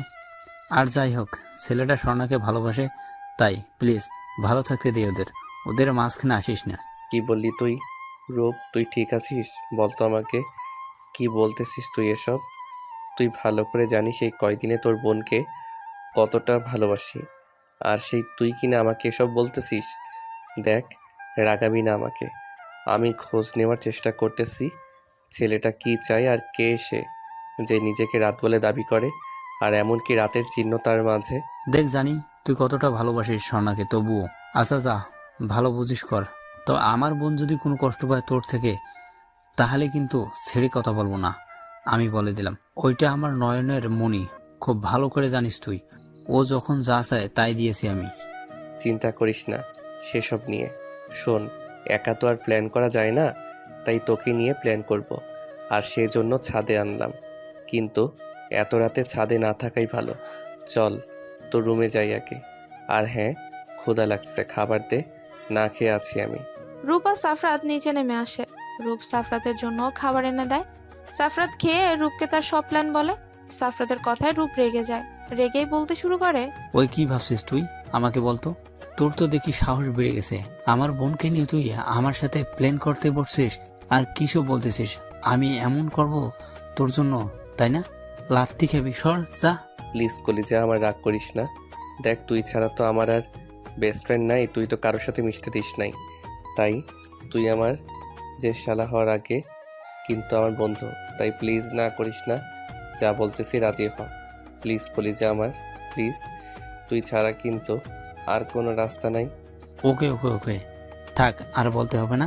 কাল থেকে মিশন শুরু করতে হবে, আর দেখতে হবে কে রাতুল, কে ভালোবাসে। আর এমন মেয়ে আছে কিনা যে টাকার জন্য সব করতে পারবে। তবে আর কি, আমার কোমরটা তো ভাঙছিস তুই। আয় ঘুমা, আর কোনো কথা নয় রাতে। মানে বলছিলাম কি বন্ধু, তুই থাক, আমি একটু আমার বউটাকে দেখে আসি। প্রমিস কিছু করব না বিয়ের আগে, বিয়ের পরের কথা কিন্তু ভিন্ন। এদিকে সাফরাতের কথা শুনে রূপ হেসে দেয়। সাফরাত শরণ্যের রুমের সামনে এসে দেখে দরজা ভেতর থেকে বন্ধ করা। সাফরাত ভাবে এটাই বুঝি হওয়ার ছিল। পরক্ষণেই মনে পড়ে এদের সব রুমের ডুপ্লিকেট চাবি আছে, যার দ্বারা বাহির থেকে দরজা খোলা যায়। সাফরাত রূপের সাথে ঝগড়া করে চাবিটা নিয়ে আসে। রুমের দরজা খুলে ভেতরে প্রবেশ করে দেখে শরণ্য এলোমেলো ভাবে শুয়ে আছে। সাফরাত দরজা লাগায়, স্বর্ণের পায়ের কাছে গিয়ে বসে আর পকেট থেকে একটা পায়েল বের করে স্বর্ণের পায়ে পরিয়ে দেয়। এরপর স্বর্ণের ঘুমন্ত কয়েকটা ছবি উঠায়, সাথে পায়েল পরা পায়ের কয়েকটা ছবি উঠায়, আর ভাবতে থাকে সেই ছোট্টবেলার কথা। সাফরাতের সব মনে পড়ে গেছে। সাফরাত মুচকি হেসে ভাবে সেই দিনের কথা, যেদিন সাফরাত শেষবারের মতো স্বর্ণের সাথে দেখা করেছিল। অতীত। সাফরাত যখন স্বর্ণের থেকে বিদায় নিয়ে চলে যাবে, তখন স্বর্ণের পেছন থেকে সাফরাতের হাত টেনে ধরে আর কেঁদে দেয়। সাফরাত স্বর্ণের চোখের পানি মুছে দিয়ে কপালে চুমু এঁকে দিয়ে বলেছিল, এই আমার পিচ্চি বউ কাঁদে না শোনাবো আমার, আমি একদিন তোমার কাছে ঠিকই ফিরে আসবো, দেখে নিও। একদম মন খারাপ করবা না, কেমন? কি হয়েছে তোমার এইভাবে কান্না করলে? কি আমার যেতে মন চাইবে বলো? আচ্ছা কি নিবে বলো? যখন ফিরে আসবো তোমার কাছে, তখন কি নিয়ে আসবো বলো? এটা শুনে যেন স্বর্ণ অনেক খুশি হয়। স্বর্ণে সাফরাতের হাত ধরে ঘুরতে শুরু করে আর বলে, সত্যি তুমি আমার জন্য আমি যা চাইবো তাই নিয়ে আসবা? তাহলে কি চাইবো তুমি বলো? তোমাকে ছাড়া তো কিছুই ভালো লাগে না আমার রাতভর। আচ্ছা, তুমি আমাকে ঝুনঝুনিওয়ালা একটা নূপুর এনে দিও, কেমন? সেদিন সাফরাত স্বর্ণের কথা শুনে মুচকি হাসি দিয়ে চলে আসে। বর্তমান সাফরাতের ধ্যান ভেঙে যায় স্বর্ণের নড়াচড়া করাতে। সাফরান কি জানি ভেবে স্বর্ণের ঠোঁটে ঠোঁট ছুঁয়ে দিয়ে একটা ছবি উঠায়, তারপর ঘাড়ের কাছে যে তিলটা ছিল সেটাতে একটা ছোট্ট করে চুমুকে দেয়। এরপর সাফরাত তার নিজের হাতের দিকে তাকায়, এই কামড়ের দাগটা স্বর্ণের দেওয়া। সাফরাত যখন স্বর্ণকে ছেড়ে চলে গেছিল, এর মাঝে সে ভুলে গেছিল স্বর্ণের কথা, কিন্তু এই হাতে কামড়ের দাগটা তাকে কেমন যেন একটা ভালো লাগা অনুভব করাতো, যার জন্য সে মাঝে মাঝে দাগটাতে নিজে কামড় বসাতো, আর সেজন্য এখনো দাগটা আছে। সাফরাত সবশেষে দরজা লাগিয়ে দিয়ে রূপের রুমে এসে দেখে রূপ ঘুমাইছে। সাফরাত রূপকে কিছু না বলে বাসা থেকে বের হয়ে যায়। রাতে এখানে না থাকাটাই ভালো। সাফরাত বাসায় গিয়ে ঘুমিয়ে পড়ে। সকালে যখন রূপের ঘুম ভাঙে, তখন দেখে সাফরাত নাই। পরে ফোন দিয়ে শুনে রাতে চলে গেছে সে। এইদিকে স্বর্ণ ঘুম থেকে উঠে ফ্রেশ হয়ে যখন বিছানায় বসে, তখন বুঝতে পারে তার পায়ে কিছু একটা আছে। সে তাকিয়ে দেখে একটা পায়েল। ওয়াও, এত সুন্দর একটা পায়েল! ওয়েট, এটা তো আমার না। আমি তো রাতের দেওয়া পায়েল ছাড়া কারো পায়েল পরবো না বলে পায়েল কিনি নাই। তাহলে এটাকে কর্ণ দিয়ে গেল কি জানি, বুঝি না কিছু। যাই হোক, খুলে রাখি, রাত ছাড়া কারো অধিকার নেই আমাকে পায়েল পরানোর। এইভাবে কেটে গেল 15টা দিন। সাফরাত আর রূপ তাদের কাজে ব্যস্ত। তার উপর বিয়ের জন্য সব কাজ চলছে। আজকে সাফরাত আর রূপ বের হয়েছে একটা পার্কে একজনের সাথে দেখা করার জন্য। সাফরাত অনেকটাই বেশি এক্সাইটেড। পার্কে গিয়ে সাফরাত আর রূপ একটা মেয়ে বসে আছে সেখানেই যায়। পরিচয় হওয়ার পর মেয়েটা নিজেই বলতে লাগে, হাই, আমি রুহি, রাতুলের বেস্ট ফ্রেন্ড আর ও চাচাতো বোন হই। আমি জানি আপনারা কেন ডেকেছেন, আর আমি সত্যিটাই আপনাদের বলবো। রাতুল আসলে রাত না, ও অনেক আগে থেকেই শরণ্যাকে ভালোবাসতো, কিন্তু শরণ্যা বলতো ও রাত নামের একজনকে ভালোবাসতো। ওর এটা নিয়ে রাতুল অনেক খোঁজ নিয়ে রাতের ব্যাপারে সব জানতে পারে, যে রাত কেমন ভাবে কি হয়েছিল। সেটা মূলত নেটের একটা পেজ আছে, ওইখানে শরণ্যা নাকি তার কাহিনী বলেছিল। ওইখানেই রাতুল সব জানতে পারে, আর তারপর রাত সেজে আসে।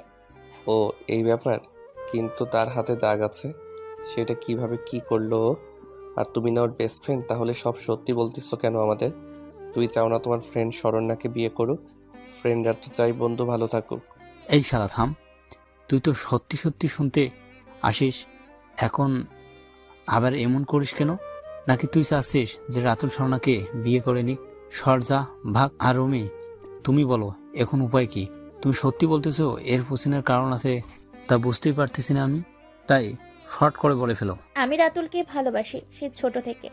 রাতুলকে কখনো বলার সাহস হয় নাই, আর যখন বলবো তখন ঠিক শরণ্যার সাথে পরিচয়, আর রাতুল শরণ্যাকে নিয়ে পাগলামি করতে লাগছিল, তাই আর বলা হয়ে ওঠে নাই। আমি চাচ্ছি বিয়েটা যেন না হয়, আর ওর হাতের জাস্ট মেকআপ করে ওই রকম দাগ বানাইছে। আমি সবই বললাম, এখন বাকিটা আপনাদের ব্যাপার। ওকে ওকে, একটা আইডিয়া পাইছি। রূপ, তোদের বাসার সবাইকে বলে দে আমি রাত শরণ্যা ছাড়া ও যেন না জানে, বুঝলি? আর রাতুলকে বিয়ের দিন আমরা সরাবো আর রুমির সাথে বিয়ে দিব, আর রাতুলের জায়গায় আমি বিয়ে করব আমার সন্ধ্যাবতী বউকে। সো আমিও আয়োজন করি, এমনি এমনি তো আর বিয়ে করা যায় না, তাই না? বাহ, কে বাত হে। ওকে ওকে, কি আর করার, তাহলে তাই হোক। আর রুমি, আপনাকেও ধন্যবাদ। এর জন্য না হয় আমরা আপনার আর রাতুলের বিয়েটা দিয়ে দেব। আজ তাহলে আসি, ভালো থাকবেন। চলো শপথ। সেখান থেকে রূপ আর সাফরাত রূপদের ভাষায় যায়। তারপর রূপ আর তার বাবা মা সবাইকে সবটা বলে দেয়, আর তারাও রাজি হয়। শরণ্য আর রূপান্তিকা ছাড়া সবাই এখন জানে সাফরাতি রাত। এখন সময় যাচ্ছে। আজ শরণ্য, রূপ, সাফরাত, রূপান্তিকা আর অন্যদিকে রাতুলের গায়ে হলুদ হচ্ছে। সাফরাত তো নিজের বাসায় আয়োজন করেছে বিয়ে বলে কথা। স্বর্ণ রেডি হয়ে নিচে নেমে স্টেজে বসে, সাথে রূপান্তিকাও আছে। সবাই এক এক করে হলুদ লাগিয়ে দিয়ে যাচ্ছে। স্বর্ণ খেয়াল করলো যে তার ভাইয়ের বিয়েও হচ্ছে, অথচ আজ সাফরাত নাই, তাই রূপকে বলল, ভাইও, সাফরাত ভাইয়া কই? তোর বিয়ে সাফরাত ভাইয়া না তোর বেস্টু, তাহলে আসলো না কেন? কি ব্যাপার বলতো? কেমন বেস্টু যে বেস্টুর বিয়েতে আসে না? হায়, আর দেখো আমার বেস্টু নিজেও বিয়ে করতেছে, সাথে আমিও বিয়ে করতেছি। এমন বেস্টু হতে হয়, বুঝলা? একসাথে বিয়ে করতে হয়। তুই একা বেস্টুর সাথে বিয়ে করিস নাই, আমার দোষটা করতেছিস সেটা কি আর তুই জানিস? সে তো আমার বোনকে উঠায় নিয়ে যাবে, বউ বানায়। সেটা জানলে তুই এখানে তুলকালাম বানাই দিতিস। একটু পর দেখা গেল সাফরাত বাইক নিয়ে ভেতরে প্রবেশ করে। তার ঠোঁটে লেগে আছে একটা অমায়িক হাসি। সাফরাতকে দেখে রূপ আর তার বাবা মা মুচকি মুচকি হাসছে। সাফরাত কিছুটা লজ্জা পেয়ে মাথা নিচু করে শরণ্যদের কাছে যায়, গিয়েই শরণ্যের গায়ে হলুদ মাখিয়ে দিয়ে বলে, কি মনে হয় সন্ধ্যাবতী, যে আমার ফ্রেন্ডের বিয়েতে আসবো না, তাই না? এটা কি কখনো হয় বলো? এই যে দেখো চলে আসলাম, সাথে আমার সন্ধ্যাবতীকেও হলুদ লাগানো হলো। বিয়ের জন্য তৈরি হও, সারপ্রাইজ ওয়েট করতেছি তোমার জন্য। যাই হোক সন্ধ্যাবতী, খুব সুন্দর লাগতেছে তোমাকে। এই সন্ধ্যা রাতের তারাগুলি যেমন সৌন্দর্য বৃদ্ধি করে, ঠিক আমার সামনে বসা সন্ধ্যাবতী আছে সৌন্দর্য বৃদ্ধি করতেছে, তার মারাত্মক সুন্দর লাগতেছে। আসো কয়েকটা সেলফি ওঠাই। স্বর্ণ হা হয়ে তাকিয়ে আছে, কি সব বলছে? আবার সাথে আমার সন্ধ্যাবতী লাগাইছে। শরণ্য তাকাই দেখে তার বাবা মাও হাসছে। সেদিকে স্বর্ণ ভ্রু কুচকে তাকালে সবাই চুপ মেরে যায়। সাফরাত জোর করে হলুদ মা খায় পুরো মুখে, সাথে সেটারও ক্যামেরা দ্বারা ভিডিও করে আর ছবিও উঠায়। তারপর রূপকে আর রূপান্তিকাকে হলুদ লাগায়, সবার থেকে বিদায় নিয়ে চলেও যায় কিছু না খেয়েই। অনুষ্ঠান শেষে স্বর্ণ নিজের রুমে গিয়ে বারবার ভাবছে সে রাতকে চিনতে ভুল করেনি তো। কেমন যেন লাগছে তার কাছে। এত না ভেবেই ঘুমের দেশে পাড়ি জমায়। সকালে ঘুম থেকে উঠে রূপের ডাকাডাকিতে উঠে ফ্রেশ হয়ে খাওয়া দাওয়া করে নিজের রুমে বসে আছে মন খারাপ করে। এমন সময় রূপ আর রূপান্তিকা আসে। শরণ্যর মন খারাপ দেখে রূপ শরণ্যর পাশে বসে বলে, কি হয়েছে বনু, মন খারাপ কেন? আজকের দিনে এমন মুখটা পেশার মতো করে থাকলে হবে নাকি? আর তুই তোর রাতকে পেয়ে যাচ্ছিস আর এমনভাবে মন খারাপ করে আছিস, কি হয়েছে বল আমাকে, আমরা কি করছি? স্বর্ণ রূপকে জড়িয়ে ধরে ফুপিয়ে কেঁদে ওঠে। হুট করে এমন করায় রূপ কিছুটা অবাক হয়। পরক্ষণেই বুঝতে পারে সবাইকে ছেড়ে যাবে, এই ভেবেই হয়তো কান্না করছে। রূপ আর নিজেকে সামলাতে পারলো না, বোনকে জড়ায় নিয়ে কেঁদে দিল। একটু পর রূপের মা বাবা রুমে এসে এমন দেখে তারাও কেঁদে দিল। রূপান্তিকার বেচারা ও মুখ ভার করে বসে আছে। হঠাৎ করে ও কেঁদে উঠলো। এবার সবাই ওর দিকে তাকালো। রূপ বলে বসে, তোর আবার কি হলো? তুই তো বাড়িতেই থাকবি, তুই আবার কাঁদিস কেন? নাকি অন্য বাড়ি যাওয়ার শখ হয়েছে? কোনটা বলতো? ব্যবহার ভালো ঠেকায় না, মুখ এমন করে রাখিস কেন? না মানে বলছিলাম কি, আমি তো এই বাড়িতে বিয়ে করতেছি। শরণ্যার মতো তো সবাইকে ছেড়ে যেতে হবে না। তাহলে কি করব আমি? আমার যদি বিয়ের সময় কান্না না পাই, সবাই যদি আমাকে বিয়ে পাগলি বলে, এই ভেবেই কান্না পাচ্ছে। রূপান্তিকার কথাই সবাই হেসে দেয়। স্বর্ণ রূপান্তিকাকে মারতে শুরু করে। সব সময় মজা নিয়ে বসে থাকে রূপান্তিকা। বিয়ের সময় হয়ে এসেছে। সাফরাত আসছে, সাথে তার মাও, তবে গেস্ট হয়ে। একটু পর রাতুলের বাড়ি থেকে ফোন দিয়ে জানায় বর পালিয়েছে। সেটা শুনে স্বর্ণ কান্না না করে অবাক হয়। সে যদি রাত হয় তাহলে কখনো পালাতো না। বুঝলো রাত না, সব নাটক। স্বর্ণ এসব ভাবছে, তখন স্বর্ণর মা এসে বলে, শরণ্যামা, রেডি তো হয়ে আছিস? সবাই কানাঘুষা করতেছে যে মেয়ের বিয়ে দিতে পারলাম না, কত কি। তাই বলছিলাম কি, সাফরাত ছেলেটা তো ভালো, আমরা চাচ্ছি ওর সাথে তোর বিয়ে দিব আমরা। ওর বাবা মাও রাজি, নিচে আয়। তুমি কি বলতে চাচ্ছ? আমি তোমাদের বোঝা হয়ে গেছি যে এখন যার তার সাথে বিয়ে দিয়ে দিবে আমাকে? আমি রাত ছাড়া কাউকে বিয়ে করব না। যতদিন এই রাত না আসে আমি বিয়ে করব না। যাও আমার চোখের সামনে থেকে। আমি একবার যখন বলছি বিয়ে করব না তো করব না। স্বর্ণ রেগে কথাগুলো বলে তখন রূপ ও রুমে চলে আসে।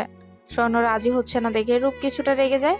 তাই রাগের মাথায় বলে, হ্যাঁ, তুই আমাদের বোঝা হয়েছিস, বয়সও কম না তোর, এখন মানুষও কথা শোনাচ্ছে। সারা জীবন তোকে বসে বসে খাওয়ানোর ইচ্ছে আমাদের নেই, তাই চুপচাপ বিয়ে করে নিয়ে আমাদের শান্তি দে। তোকে নিয়ে মানুষের কথা শোনার ইচ্ছা আর করতেছে না। বাইরে সবাই যা নয় তাই বলতেছে, সেটা আমাদের শুনতে ভালো লাগছে নাকি? রূপের কথায় স্বর্ণ রূপের দিকে তাকায়। তারপর কিছু না বলে তার মায়ের সাথে যায় আর বলে সে বিয়েতে রাজি। এবার রূপ কিছুটা অবাক হয়। হুট করে রাজি হওয়ায় বিয়ে শেষে স্বর্ণ কারোর সাথে কথা না বলে সাফরাতের গাড়িতে উঠে বসে। সবাই বুঝতে পারে স্বর্ণ রেগে আছে। রূপের কিছুটা খারাপ লাগে। এবার যাওয়ার সময় সাফরাত বলে, মা, আপনারা চিন্তা করবেন না, আমি ম্যানেজ করে নিব ওকে, আমি কোনো কষ্ট পেতে দিব না, আপনারা নিশ্চিন্তে থাকতে পারেন। আর রূপ, আমার উপর তো তোর বিশ্বাস আছে, কান্না করিস না, তোর বোন হ্যাপি থাকবে, আসি, দোয়া কর। গাড়িতে যাওয়ার সময় সাফরাত দেখে স্বর্ণ অন্যদিকে মুখ করে নীরবে কেঁদে যাচ্ছে। সাফরাত মুচকি এসে তার মাকে ইশারায় বলল যেন স্বর্ণকে সামলায়। তার মা স্বর্ণর পাশে এসে স্বর্ণকে টেনে নিজের বুকে জড়িয়ে নেয়। স্বর্ণ না দেখে কেঁদে উঠে। সাফরাতের মা কিছুটা অবাক হয় এতে, এত কান্না করার কি আছে, তবুও কিছু বলল না। কিন্তু সাফরাতের দিকে রাগি চোখে তাকিয়ে আছে। মেয়েটাকে সত্যি বললে কি এমন হতো? বাসায় এসে স্বর্ণ অনেকটা অবাক হয়। মানুষের অভাব নেই, এমনকি বাড়ি সাজানো আছে। এই সময়ের মধ্যে কখনো এসব সম্ভব না। তাহলে কি সব আগে থেকেই প্ল্যান ছিল নাকি কিছুই মাথায় আসছে না স্বর্ণের? সব নিয়ম শেষে স্বর্ণ রুমে গিয়ে ঘুমাবে। এমন সময় বিছানায় তাকায়, দেখে বিছানাও সাজানো। স্বর্ণর বুঝতে বাকি নেই সব প্ল্যান ছিল। আর তার ভাই আগে থেকেই জানতো যে রাতুল রাত না, আর রাতকে ছাড়া স্বর্ণ কাউকে বিয়ে করবে না, যার জন্যই প্ল্যান করে সব করেছে। স্বর্ণ রেগে ফুল সব ছিঁড়তে শুরু করে আর চিল্লিয়ে বলতে লাগে, আমাকে ঠকানো হয়েছে, সব আগে থেকে জেনেও কেন এমন করলো ভাইয়া? আমি কি এত বোঝা হয়েছিলাম যে আমাকে মিথ্যা বলে বিয়ে দিয়ে দিল? আমাকে একটা বার বলার প্রয়োজন মনে করলো না? মানি না আমি এই বিয়ে, মানি না, আমি থাকবো না এখানে। স্বর্ণ চিল্লানোতে সাফরাত আর তার মা রুমে এসে দেখে এই অবস্থা। স্বর্ণকে তারা থামানোর চেষ্টা করলেও লাভ হয় না। সাফরাত তার মাকে রুমে পাঠিয়ে দিয়ে সাফরাত দরজা লাগিয়ে স্বর্ণের সামনে গিয়ে বুকের সাথে জড়িয়ে নেয় তাকে। স্বর্ণ ছাড়তে না পেরে একের পর এক কামড় বসায় সাফরাতের বুকে। এক সময় নীরব হয়ে পড়লে স্বর্ণকে বিছানায় শুয়ে দেয় সাফরাত, নিজেও তার পাশে শুয়ে পড়ে। খুব ভোরে স্বর্ণের ঘুম ভাঙে, চোখ খুলে নিজেকে সাফরাতের বাহুতে আবিষ্কার করে। স্বর্ণ ঝাটকা মেরে সাফরাতকে সরিয়ে দেয়। সাফরাত এবার চোখ খুলে বোঝার চেষ্টা করে কি হয়েছে, কিন্তু বুঝে উঠতে পারে না। স্বর্ণ রাগী ভাবে চিল্লিয়ে বলে, আপনি কি ভেবেছেন বিয়ে করেছেন বলে কিনে নিয়েছেন আমাকে? একদম কাছে আসার চেষ্টা করবেন না বলে দিলাম। আমি শুধু রাতের, আর কারণ না। আপনি সব জেনে কেন আমাকে বিয়ে করছেন? আপনাকে আমি বলি নাই বিয়ে করার কথা? জোর করে ভাইয়ার সাথে প্ল্যান করে সব করেছেন আপনারা। আপনার মুখ দেখতেও আমার ঘৃণা হচ্ছে। কোন সাহসে আমাকে জড়ায় ধরছেন? স্বর্ণা প্লিজ আস্তে কথা বলো, বাহিরে সবাই শুনে ফেলবে। আমার রুম সাউন্ড প্রুফ না, এত বড় লোকই আমার ভালো লাগে না, তাই আস্তে কথা বলো। আর হয়তো ঘুমের মাঝে জড়াই ধরছিলাম, এতে এত চিল্লানোর কি আছে? এত রিয়াক্ট করতেছো কেন বুঝলাম না। আমি তোমার জামাই, অন্য কেউ না। যাও, আজান দিছে, নামাজ পড়ে এসে ঘুমাও। জামাই মাই ফুট! বললাম না আমি এই বিয়ে মানি না, মানে মানি না। আর কিসের জামাই? আর একদিন যদি কাছে আসা দেখি মেরে ফেলবো বলে দিলাম। এ বাড়িতে থাকার ইচ্ছে আমার নেই। তার থেকে বড় কথা, আমি আর নিজের বাড়িও ফিরে যাব না। বোঝা হয়ে গেছে সবার। যতদিন না রাতকে খুঁজে পাই এখানেই থাকবো। আপনি দূরে থাকবেন আমার থেকে। সাফরাত বিরক্ত নিয়ে উঠে উঁচু করে নামাজ পড়তে বসে। একটু পর স্বর্ণ এসে সাফরাতের পাশে বসে একসাথেই দুজন নামাজ আদায় করে। স্বর্ণ উঠে যাবে এমন সময় সাফরাত স্বর্ণর হাত টেনে বসায় আর বলে, দেখো সন্ধ্যাবতী, যা হবার হয়েছে সব মেনে নাও। এখন বিয়ে হয়ে গেছে, তাই সব বাদ দিয়ে সংসারে মন দাও। আর প্লিজ যাই করো না কেন, আম্মু আব্বুর সাথে খারাপ ব্যবহার করো না কখনো। তোমাকে নিজের মেয়ের মতোই ভালোবাসবে, তাদের কোনো মেয়ে নাই। আর সেই তুমি রাতকে খুঁজতেছো, তুমি তো এখন চিনবেও না, বড় হয়েছে। তাহলে রাতের জন্য অপেক্ষা করে কি হবে বলো? স্বর্ণ আর কিছু না শুনে চিল্লিয়ে উঠে। তার এসব ভালো লাগছে না। রাত ছাড়া সে কাউকে মেনে নিতে পারবে না। রাত তো বলেছিল সে ফিরে আসবে, আজ বউ ভাত দুই জায়গাতেই, তাই রূপ ওরা কেউ আসতে পারবে না। অনেক ধুমধাম করে দুই বাড়িতে সম্পূর্ণ হয়। স্বর্ণ সাফরাতের বাবা মার সাথে কোনো খারাপ ব্যবহার করে না, কিন্তু সাফরাতকে সহ্য করতে পারে না। রাতে সাফরাত আর তার বন্ধুরাও আছে, তারা থেকে যায় আর ওদের বাসায়। সবাই মিলে রাতে যখন আড্ডা দেয়, তখন একটা মেয়ে এসে সাফরাতকে জড়িয়ে ধরে ফুপিয়ে কেঁদে উঠে আর বলে, সাবরাত, তুমি এটা কিভাবে করতে পারলে বলো? তুমি তো বলেছিলা আমাকে বিয়ে করবা, তাহলে কেন এই মেয়েটাকে বিয়ে করলে? তুমি কথা দিয়ে কথা রাখো না কেন? তুমি এই মেয়েটাকে ডিভোর্স দিয়ে দাও প্লিজ। আমি তোমাকে ছাড়া বাঁচবো না। আমি শুনলাম এই মেয়েটা নাকি তোমার বর হিসেবে মানে না, তাহলে তাকে ডিভোর্স দাও প্লিজ, আর আমাকে বিয়ে করো। স্বর্ণ সেদিকে তাকিয়ে চোখ নামিয়ে নেয়।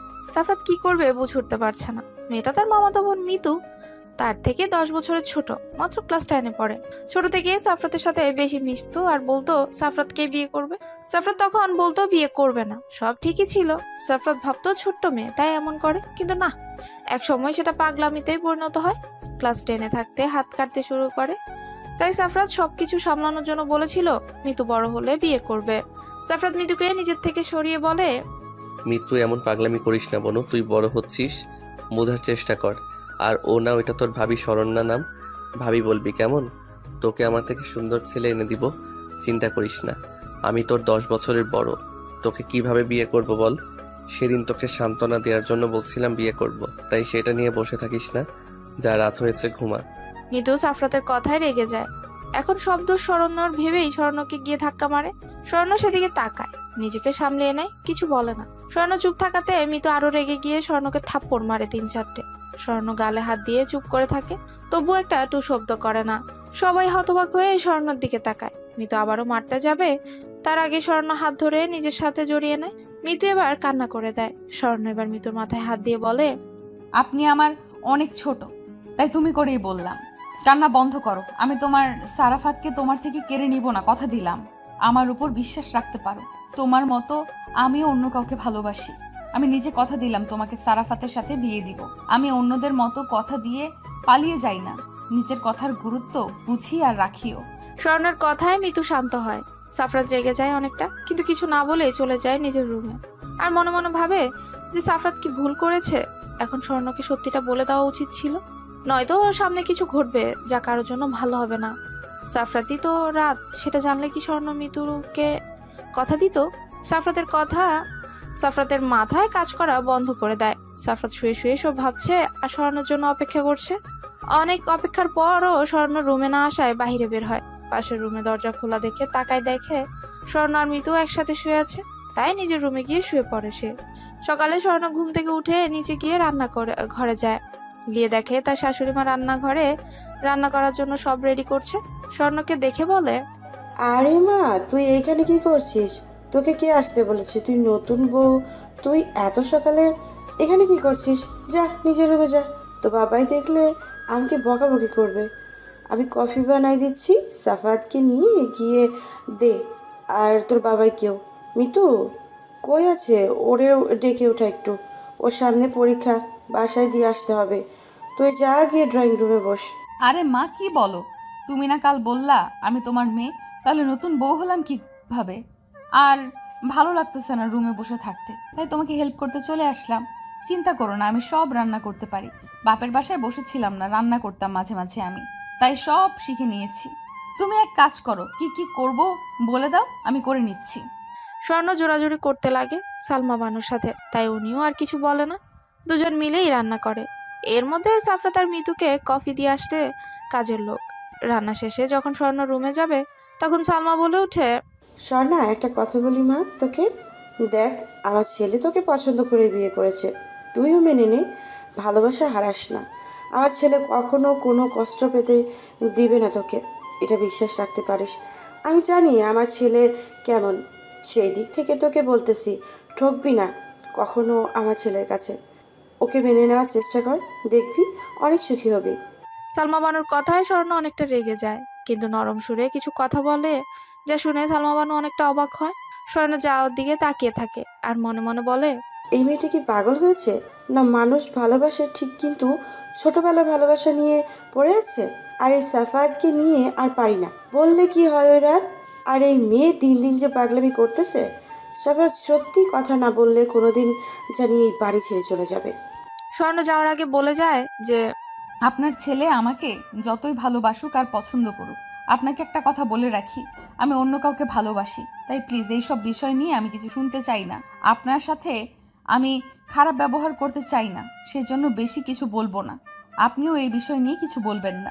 এখন স্বর্ণ রুমে গিয়ে দেখে সাফরাত গোসলে থেকে বের হচ্ছে, খালি গায়ে শুধু একটা ট্রাউজার পরা আছে। স্বর্ণ চিল্লিয়ে উঠে। সাফরাত স্বর্ণের দিকে তাকায়, নিজের দিকে একবার তাকায় আর বোঝার চেষ্টা করে ট্রাউজার পরা তো আছে, তাও চিল্লালো কেন? তাহলে তো ছি ছি। স্বর্ণ চোখ খুলে আর একবার সাফরাতের দিকে তাকায় আর দেখে আয়নার সামনে দাঁড়ায় চুল ঠিক করছে সে। স্বর্ণ মুখ ফুসকে বলে, ছি, নির্লজ্জ।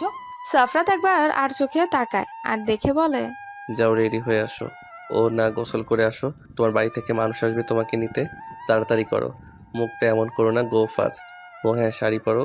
গোসল করে দেখো আলমারিতে শাড়ি আছে, সব জামা কাপড় আজকে পরার দরকার নেই। স্বর্ণ কিছু না বলে মুখ বেঁকে শাড়ি বের করে নিয়ে গোসলে যায়। শাড়ি পরতে পারে সে, জন্যই কোনো অসুবিধা হয় না, একাই শাড়ি পরে। শাড়ি পরে আয়নার সামনে দাঁড়ায়। যখন কুচি ঠিক করে তখন পেছন থেকে সাফরাত রাগী সুরে বলে, আবারও সন্ধ্যাবতী সাদা শাড়ি পরছো, একবার বৃষ্টিতে ভিজে শরীর দেখাইছো, এমনকি শরীরের তিলটাও বাদ যায়নি দেখানোর, আজকে আবার সাদা শাড়ি। স্বর্ণ কথাটা শুনে তড়িঘড়ি ঘাড়ের জায়গাটা শাড়ি দিয়ে ঢেকে নেয় আর রাগী চোখে সাফরাতের দিকে তাকায়, বলে, ওই, আপনার সমস্যা কি? চোখ নিচে নামান। ওইরকম নির্লজ্জের মতো মানুষের দিকে তাকায় আছেন কেন? ছি, লজ্জা করে না আপনার? ওয়েট, তার মানে সেদিন আপনিই ছিলেন। আমার কাছে যে কোটটা আছে সেটা আপনার। ও, কিন্তু তাই বলে শরীর দেখাবেন? সাফরাত স্বর্ণের এমন কথা শুনে জোরে হাসতে লাগে। স্বর্ণ মন খারাপ করে তাকিয়ে আছে। সাফরাত এবার চুপ মেরে যায় আর স্বর্ণকে বলে নিচে যেতে। সবাই মিলে খাওয়া দাওয়া করে। মিতু খাওয়া দাওয়া করেই বাসায় চলে গেছে। একটু পর রূপ আর রূপান্তিকা আসে, সাথে আরো কয়েকজন আসে। রূপ সরাসরি স্বর্ণের কাছে এসে বসে, কিন্তু স্বর্ণ অন্যদিকে মুখে ঘুরিয়ে নেয়। রূপান্তিকা এসে জড়িয়ে ধরে স্বর্ণকে, তবুও স্বর্ণ কথা বলে না। স্বর্ণ ভাবে রূপান্তিকাও সব জানতো। রূপান্তিকা বুঝতে পেরে বলে, প্লিজ আমার কথা শোনো, আমিও কিছু জানতাম না, আমাকেও কেউ কিছু বলে নাই, তুই আর আমি ছাড়া সবাই জানতো। রূপ আমাকে কালকেই বলেছে যে রাতুল রাত না। প্লিজ রাগ করিস না সোনা, নয়তো কান্না করবো আমি। আমি তো কিছু জানতাম না রে, প্লিজ যা হওয়ার হয়েছে, আর রাগ করিস না, সব কিছু মেনে নে। আপনারা কেন আসছেন এখানে? আমি যাব না। আসছেন, খাবেন, চলে যাবেন। আমি আপনাদের বাসায় যাব না। একদম আমার কাছে আসার চেষ্টা করবেন না কেউ। আমি তো আপনাদের বোঝা হয়ে গেছি, তো তাই বিদায় করেছেন। এখন আবার নিতে আসছেন কেন? এখন কি বোঝা মনে হবে না? তখন তো আমাকে একা খাওয়াতেই কষ্ট হতো। এখন তো আমার জামাইও আছে, আরো বোঝা মনে হবে। চলে যান সবাই, আমি কোথাও যাব না।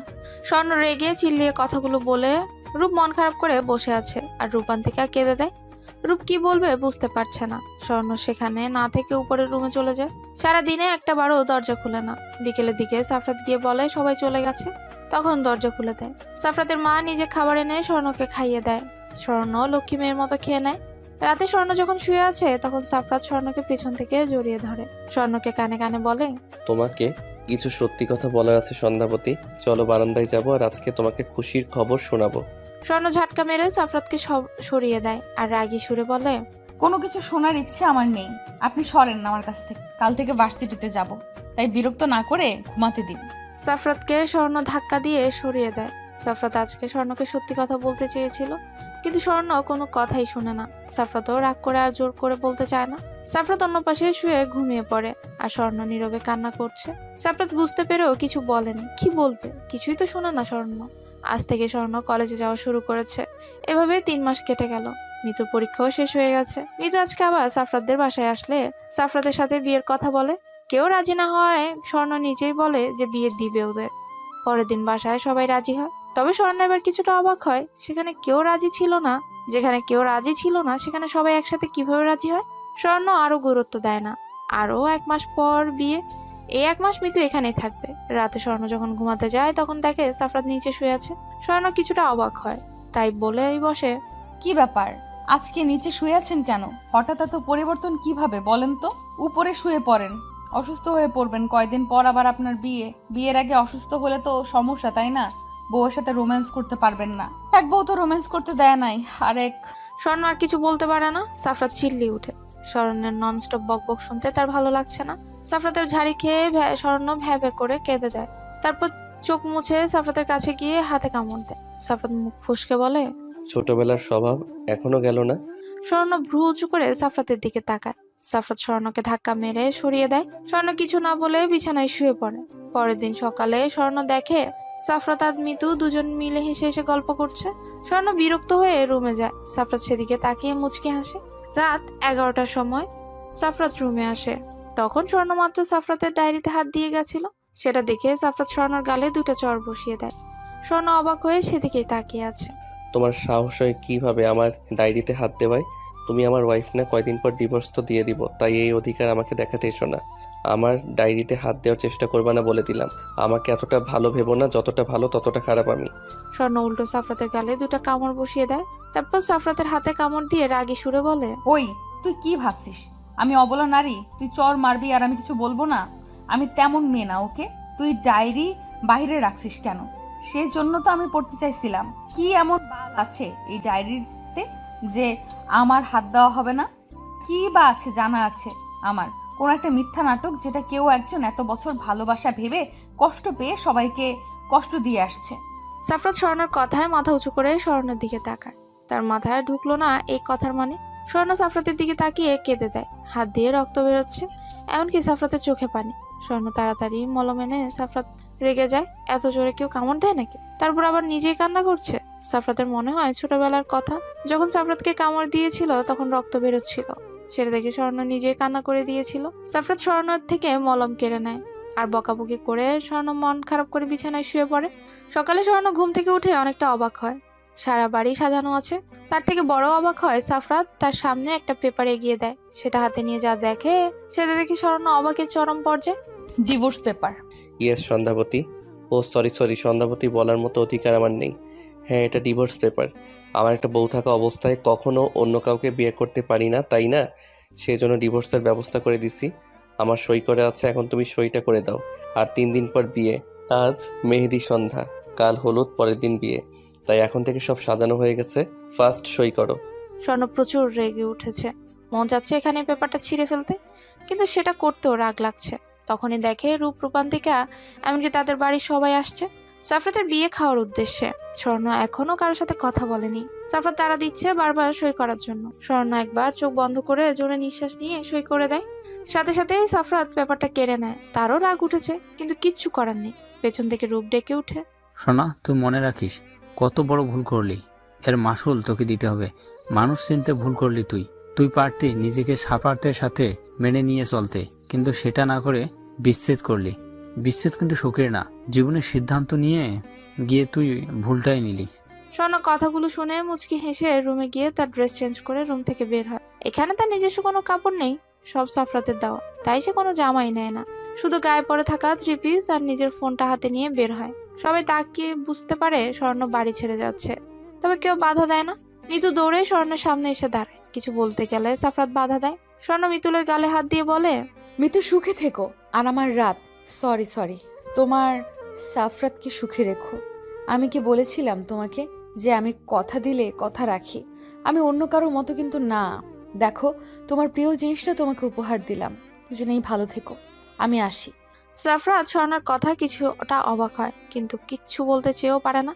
এখন তার নিজেরই বিরক্ত লাগছে। স্বর্ণ যখন বাড়ি থেকে বের হয়ে যায়, তখন পেছন থেকে তার মা বলে ওঠে, বাড়িতে তালা দেওয়া আছে, কই যাবি? চাবি দিতে পারবো না তোকে।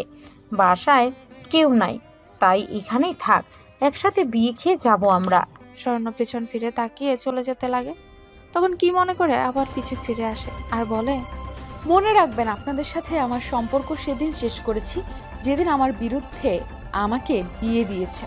তাই এই সম্পর্ক কখনো ঠিক করব না আমি। আমাকে ঠিক করে বোঝালে আমি ঠিকই বুঝতাম, কিন্তু না, আপনারা সব জেনে বুঝে আমার সাথে বেইমানি করছেন, এমনকি সাফরাতের বিষয়েই এইসব জানার পরেও। তাই আমি আপনাদের বাসায় যাচ্ছি না। আমি নিজের ঠিকানা খুঁজে নিতে জানি। ভালো থাকবেন, আর কখনো দেখা হবে না আপনাদের সাথে। স্বর্ণ চলে যাওয়া মাত্র সাফরাত রেগে পেপার ছিঁড়ে ফেলে আর রেগে চিল্লিয়ে বলে, দেখ রূপ, তোর বোনের অ্যাটিচিউড দেখ, খুব ভাবনা। তোর বোনের শেষ প্ল্যানটাও কাজ করলো না। তোর বোন তো এই বাড়ি ছেড়ে চলে গেল। এখন কি হবে? আমার মাথা কাজ করা বন্ধ করে দিছে।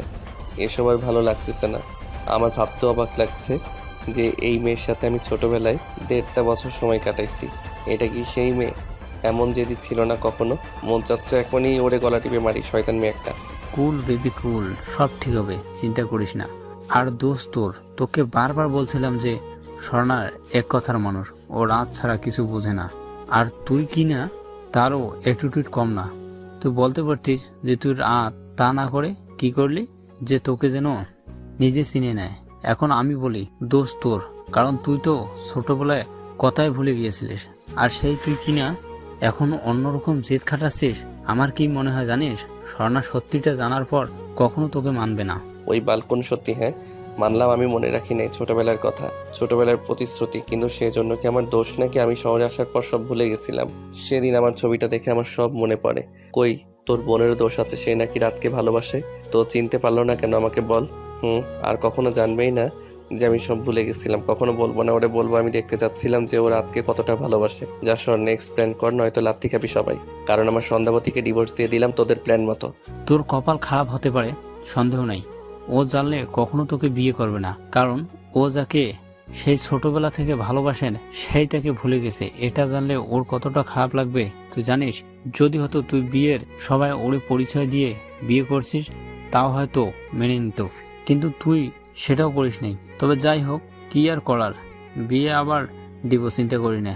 নেক্সট প্ল্যান ওটা, ওকে? সবাই ওকে বলে হেসে উঠে। মিতু মন খারাপ করে বসে আছে। সাফরাত গিয়ে হালকাভাবে মিতুকে জড়িয়ে নিয়ে বলে, ব্যাপার কি? আমার ছোট বউ দেখে রাগ করে আছে? আমার ছোট বউ দেখে অনেক বড় হয়েছে, বুঝতে শিখেছে। বউ মন খারাপ করে থেকো না কেমন? তোমার জন্য রুমে অনেক চকলেট আছে, যাও খেয়ে নাও। ও না, সকালে তো কেউ খাওনি, আগে খাও। সবাই মেহেদি অনুষ্ঠান নিয়ে ব্যস্ত হয়ে পড়ে। আর স্বর্ণ 3 দিনের জন্য একটা হোটেল রুম বুক করে। তার কাছে টাকা ছিল, সেটা দিয়ে তার মাঝে মাঝে সাফরাতের টাকা দিত, সেটা নিজের কাছেই রেখে দিত।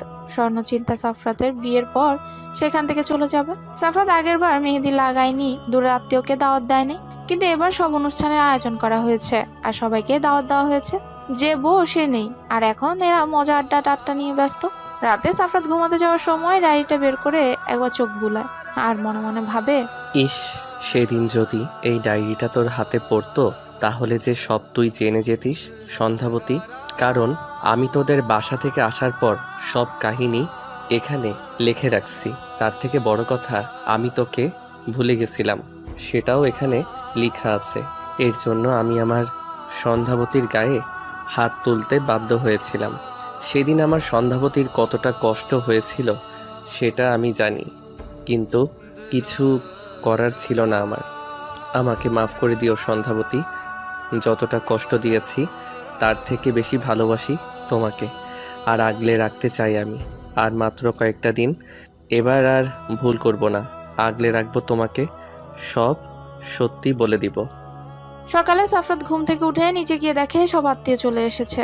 রাতে হলুদ অনুষ্ঠান, এখন সবাই মিলে নাচ গান করতে লাগে। সবাই হেসে হেসে কাজ করতে শুরু করে। এবার অফিসে কিছু মানুষকেও ইনভাইট করা হয়েছে। রাতে সাফরাতের হলুদ সন্ধ্যা কমপ্লিট হয়ে যায়। কাল সন্ধ্যায় বিয়ে হবে, আর এবার বউ ভাত করবে না, পরের দিন বিকেলে। সাফরাত চিন্তায় আছে, তাকে তো স্বর্ণ পছন্দ করে না, তাহলে কি তাদের প্ল্যান কাজ করবে? এদিকে রূপ তাকে চিন্তা করতে বারণ করে আর বলে এই প্ল্যান কাজ না করলে এই প্ল্যান কাজে আসবে। এবার সাফরাত ফিক করে হেসে দেয়, তার আর চিন্তা নেই। অপরদিকে স্বর্ণ মনে মনে বলছে, রাত, আমার রাত, তুমি সত্যি কথা দিয়ে কথা রাখো না, না হলে কি কাছে থেকেও বেমানি করতে বলো? আমার রাত তো এমন ছিল না। রাত না, সরি, হ্যাঁ সাফরাত, তোমারও তো নিশ্চয়ই এতক্ষণে বিয়ে হয়ে গেছে। তাহলে আমার বেঁচে থেকেই বা কি লাভ বলো? স্বর্ণ নতুন একটা ব্লেড বের করে চোখ বন্ধ করে বাম হাতে একটা টান দেয়। চোখ খুলে দেখে রক্ত পড়ছে, তবে এতটাও গভীরভাবে কেটে যায়নি, বুঝতে পারলো।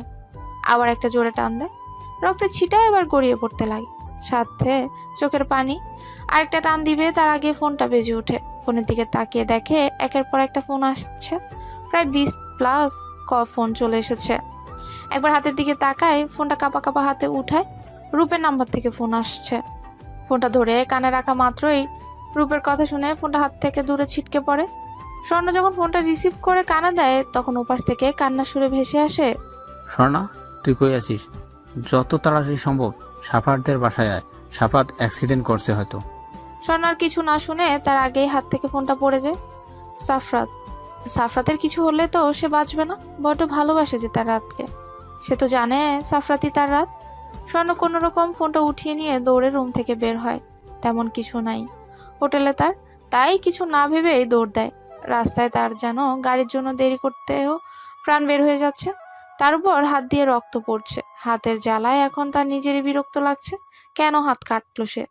এদিকে রূপ ফোন কেটে যাওয়ায় কিছুটা ভয় পেয়ে যায়, আর ভাবছে স্বর্ণ কি বুঝে গেল যে এটা মজা ছিল। সাফরাত রাগি চোখে তাকায় রূপের দিকে। তাদের প্ল্যান ছিল মিথ্যা কথা বলে স্বর্ণকে নিয়ে আসবে, বলবে যে সাফরাত অ্যাক্সিডেন্ট করেছে। তখন আসতে না চাইলে বলবে যে রূপান্তিকাও ছিল সেই গাড়িতে, তখন নিশ্চয়ই আসতে ওইখানে। আর তখন স্বর্ণ আবার সাফরাতকে বিয়ে করতে রাজি না হলে সব সত্যি বলবে যে সাফরাতই হলো আসল রাত। কিন্তু স্বর্ণ ফোন কেটে দেওয়ায় সবাই ভাবে আর আসবে না স্বর্ণ। সাফরাত এবার রূপকে ধাক্কা মেরে বলে, দেখ ভাই, আজকে তোর খবর আছে।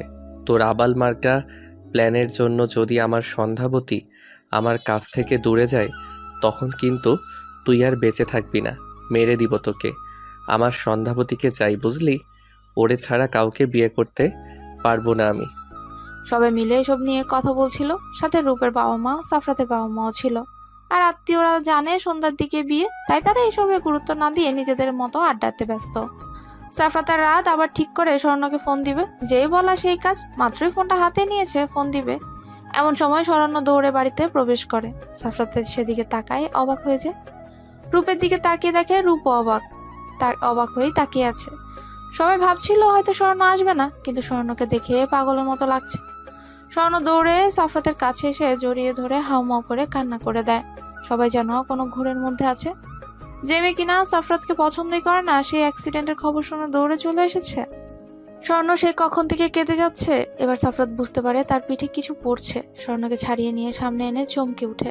স্বর্ণের হাতের থেকে রক্ত পড়ছে।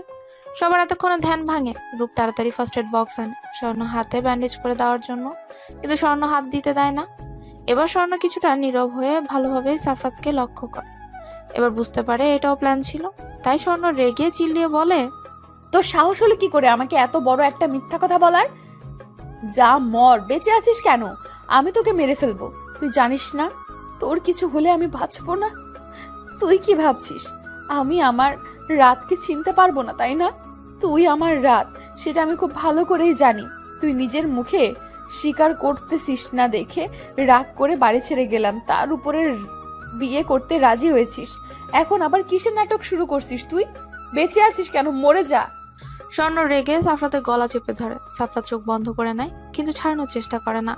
রূপ স্বর্ণের হাত সরানোর চেষ্টা করে। স্বর্ণ এবার কেঁদে দেয়, রাগ করে উঠে চলে যাবে, তখন সাফরাত টেনে নিজের সাথে জড়িয়ে নেয়।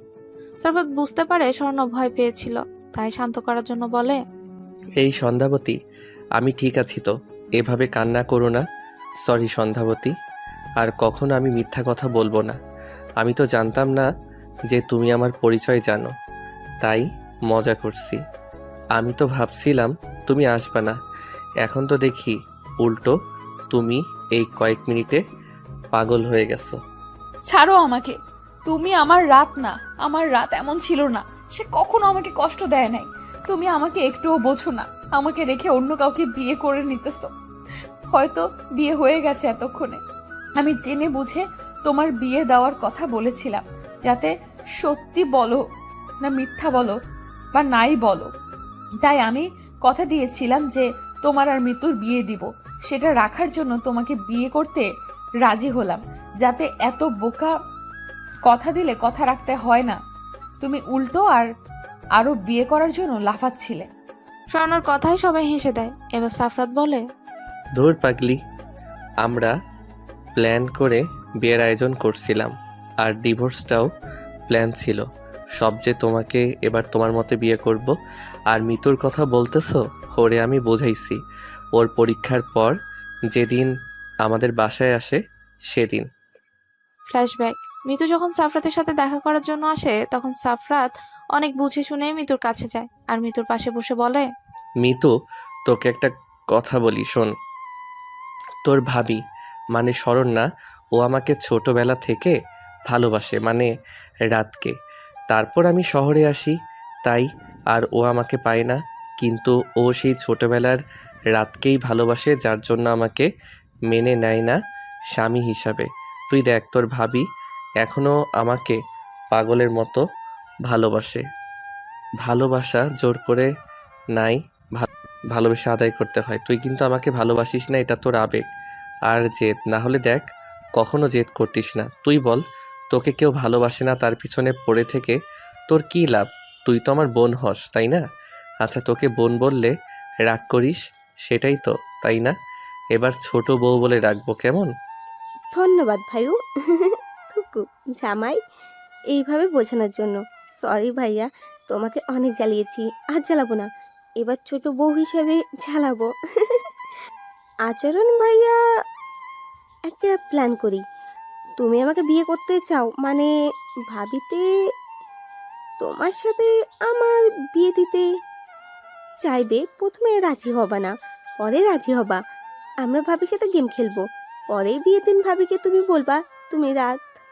তারপরে তারপরে আবার তোমরা বিয়ে করবা, কারণ তখন আমি বিয়েতে ছিলাম না, আনন্দ করতে পারিনি। Please please please. বর্তমান। সাফরাত বলতে লাগে, তাই আমিও আর না করতে পারিনি ওর কথা রাখার জন্য এসব প্লেস, বুঝলে? আর তুমি হাত কাটবা সেটা কে জানতো? কি অবস্থা হয়েছে হাতের বলো তো? এমন পাগলামি কেউ করে নাকি? আর তুমি যখন জানতেই আমাকে বলো নাই কেন? আর কবে জানতে পারছো যে আমি রাত? সাফরাত আর কিছু বলতে যাবে, কিন্তু তার আগে একটা চড়ের শব্দ। সেদিকে তাকিয়ে যে কাকে কে চড় মেরেছে। সাফরাত সেদিকে তাকায়, অবাক প্লাস ভয় পেয়ে যায়, আর ঢোক গিলে উঠে পড়ে পালানোর জন্য, কারণ ছটটা স্বর্ণ মারছে, তাও আবার রূপের গালে। সাফরাত ভালোভাবেই জানে স্বর্ণ যদি রূপকে মারতে পারে তাহলে তাকে কামড় দিয়ে শেষ করবে। এই ভেবে স্বর্ণ উঠে দৌড় দেয় নিজের রুমে। এদিকে স্বর্ণ রেগে আছে রূপ ফোন দিয়ে মিথ্যা বলল কেন, যার কারণে ছোট হয়েও রূপের গায়ে হাত তুলেছে সে। রূপ বোকার মতো তাকিয়ে আছে স্বর্ণের দিকে। রূপ কিছু বলতে যাবে, তার আগে স্বর্ণ পাশ থেকে একটা লাঠি উঠিয়ে নেয়। সেটা দেখে রূপ ভৌ দৌড় মারে। এবার স্বর্ণ ফিরে মিতুর দিকে তাকালে মিতুও দেয় এক দৌড়। রূপান দিকে ভাবতেছে সে কি করবে, বেচারা ভয়ে কেঁদেই দেয়। এবার সবাই পেট চেপে হাসতে শুরু করে। স্বর্ণ এবার হেসে দেয়, হাসতে হাসতে নিচে বসে পড়ে সে। কিছুক্ষণ পর সাফরাত উকি দিয়ে দেখছে যে নিচে সব নীরব হয়েছে কিনা। দেখে সবাই বসে গল্প করছে। তখন সাফরাত নিচে আসতে যাবে, সেই সময় রূপও নিচে আসছিল। দুজনই ধাক্কা লেগে ধরম করে নিচে পড়ে। সবার মাঝে আর এক দফা হাসির রোল পড়ে। সাফরাত আর রূপ দুজন দুজনকে বকাবকি করে নিচে এসে সবার সাথে বসে। ওই কাজী সাহেব আছে, চল আগে তোদের বিয়েটা দেওয়া হোক। বাহ, কি ভাগ্য, দুইবার তোরা বিয়ে করতেছিস। আহা, আমি যদি পারতাম। আচ্ছা, সব পরে। আর শোনা, এখন বেঁকে না বসে যা, সেজে গুজে আয়। পার্লারের লোক আসছে, তাড়াতাড়ি কর। সাফাত, তুইও যা, রেডি হয়ে আয়। আর কেউ বাতরামি করবি না। শরণ্য আর সাফরাত লক্ষ্মী ছেলে মেয়ের মতো উঠে চলে যায়। তারপর রেডি হয়ে বিয়ের জায়গায় আসে। আবারও নতুন করে বিয়ে পড়ানো হয়। এবার অনেক ফটোশুট করা হয়। আত্মীয়রা সবাই রাতেই বাসায় চলে গেছে। সবাই ড্রয়িং রুমে বসে আছে। সবাই আজকে অনেক হ্যাপি। সেখানে সাফরাত আর শরণ্য আছে। তখন শরণ্যকে রূপান্তিকা বলে, শরণ্যা, এটা বল যে তুই কিভাবে জানতে পারলি যে সাফরাত ভাইয়াই তোর রাত? কারণ আমি নিজেও তো জানতাম না এটা। ভাইয়ার মেহেদি অনুষ্ঠানে তিনি জানতে পারছি, সবাই জানতো, জেনেই তোর সাথে বিয়ে দিচ্ছিল, জানিস না? আমাকে বলে নাই। কারোর সাথে কথা বলবো না রে আমরা, কেমন? কইতাম না কারো লোকে কথা। আর শোনো, কিভাবে জানতে পারছি আমি? সেটা বিয়ের একদিন পরের কাহিনী, যেদিন রূপ ও সাফরাতের বাসায় আসে। কিন্তু শরণ্য রুমে গিয়ে দরজা লাগিয়ে দেয়। তখন তার সামনে সাফরাতের ডায়েরিটা পড়ে শরণ্য বুঝতে পারে সাফরাতের কিছু মনে ছিল না বলতে। তার কোনো গুরুত্ব ছিল না, ভুলে বসেছিল সে। আমি রাতের ডায়েরি পড়ে সব বুঝতে পারি।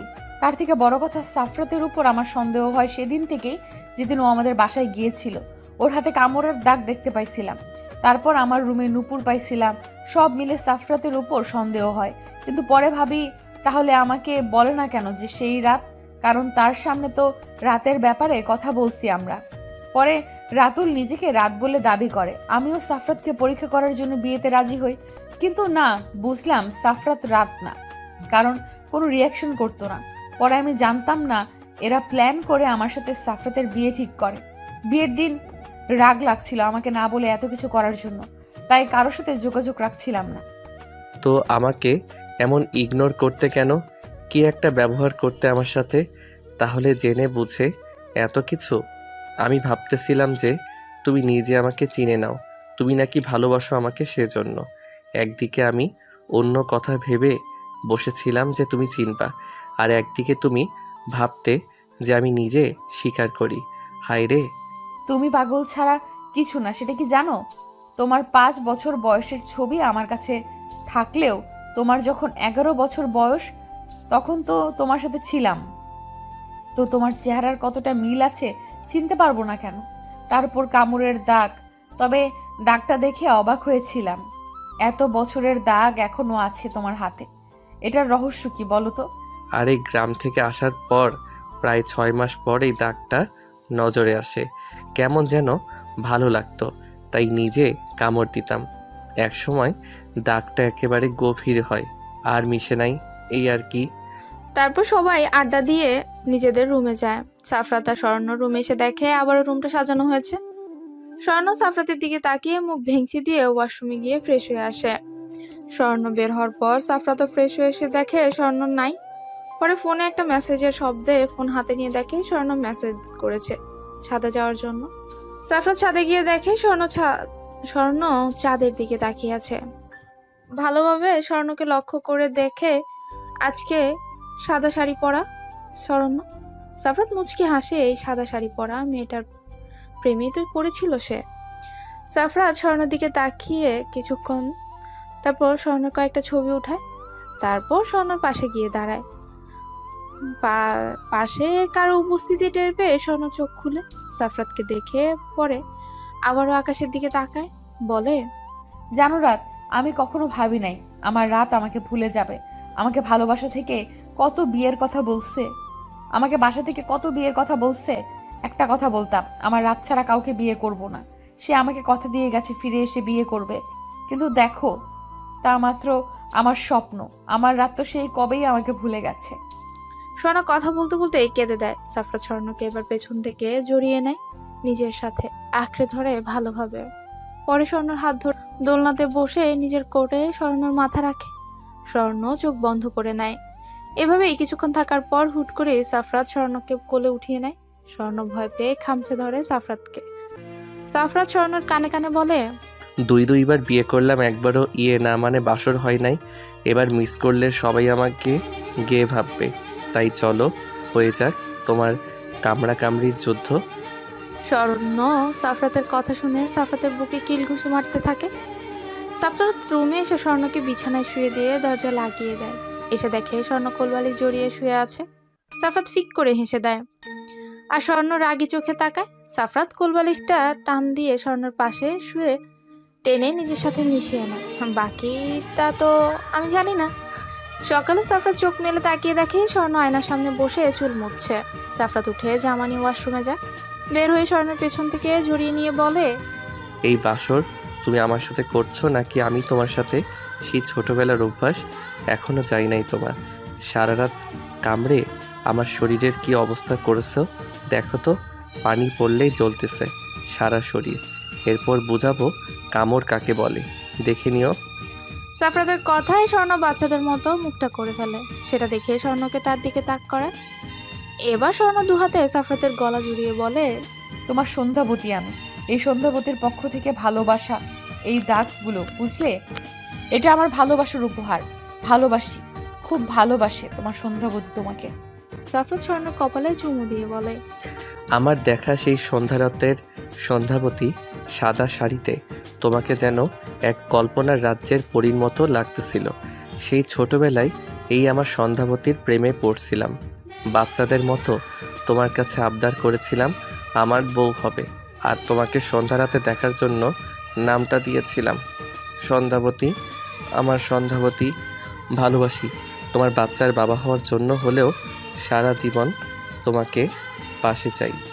দুজনেই হেসে ওঠে সুখের হাসি। ভালোবাসা ভালোবেসে তাহার সন্ধ্যাবতী তাহার ভালোবাসা।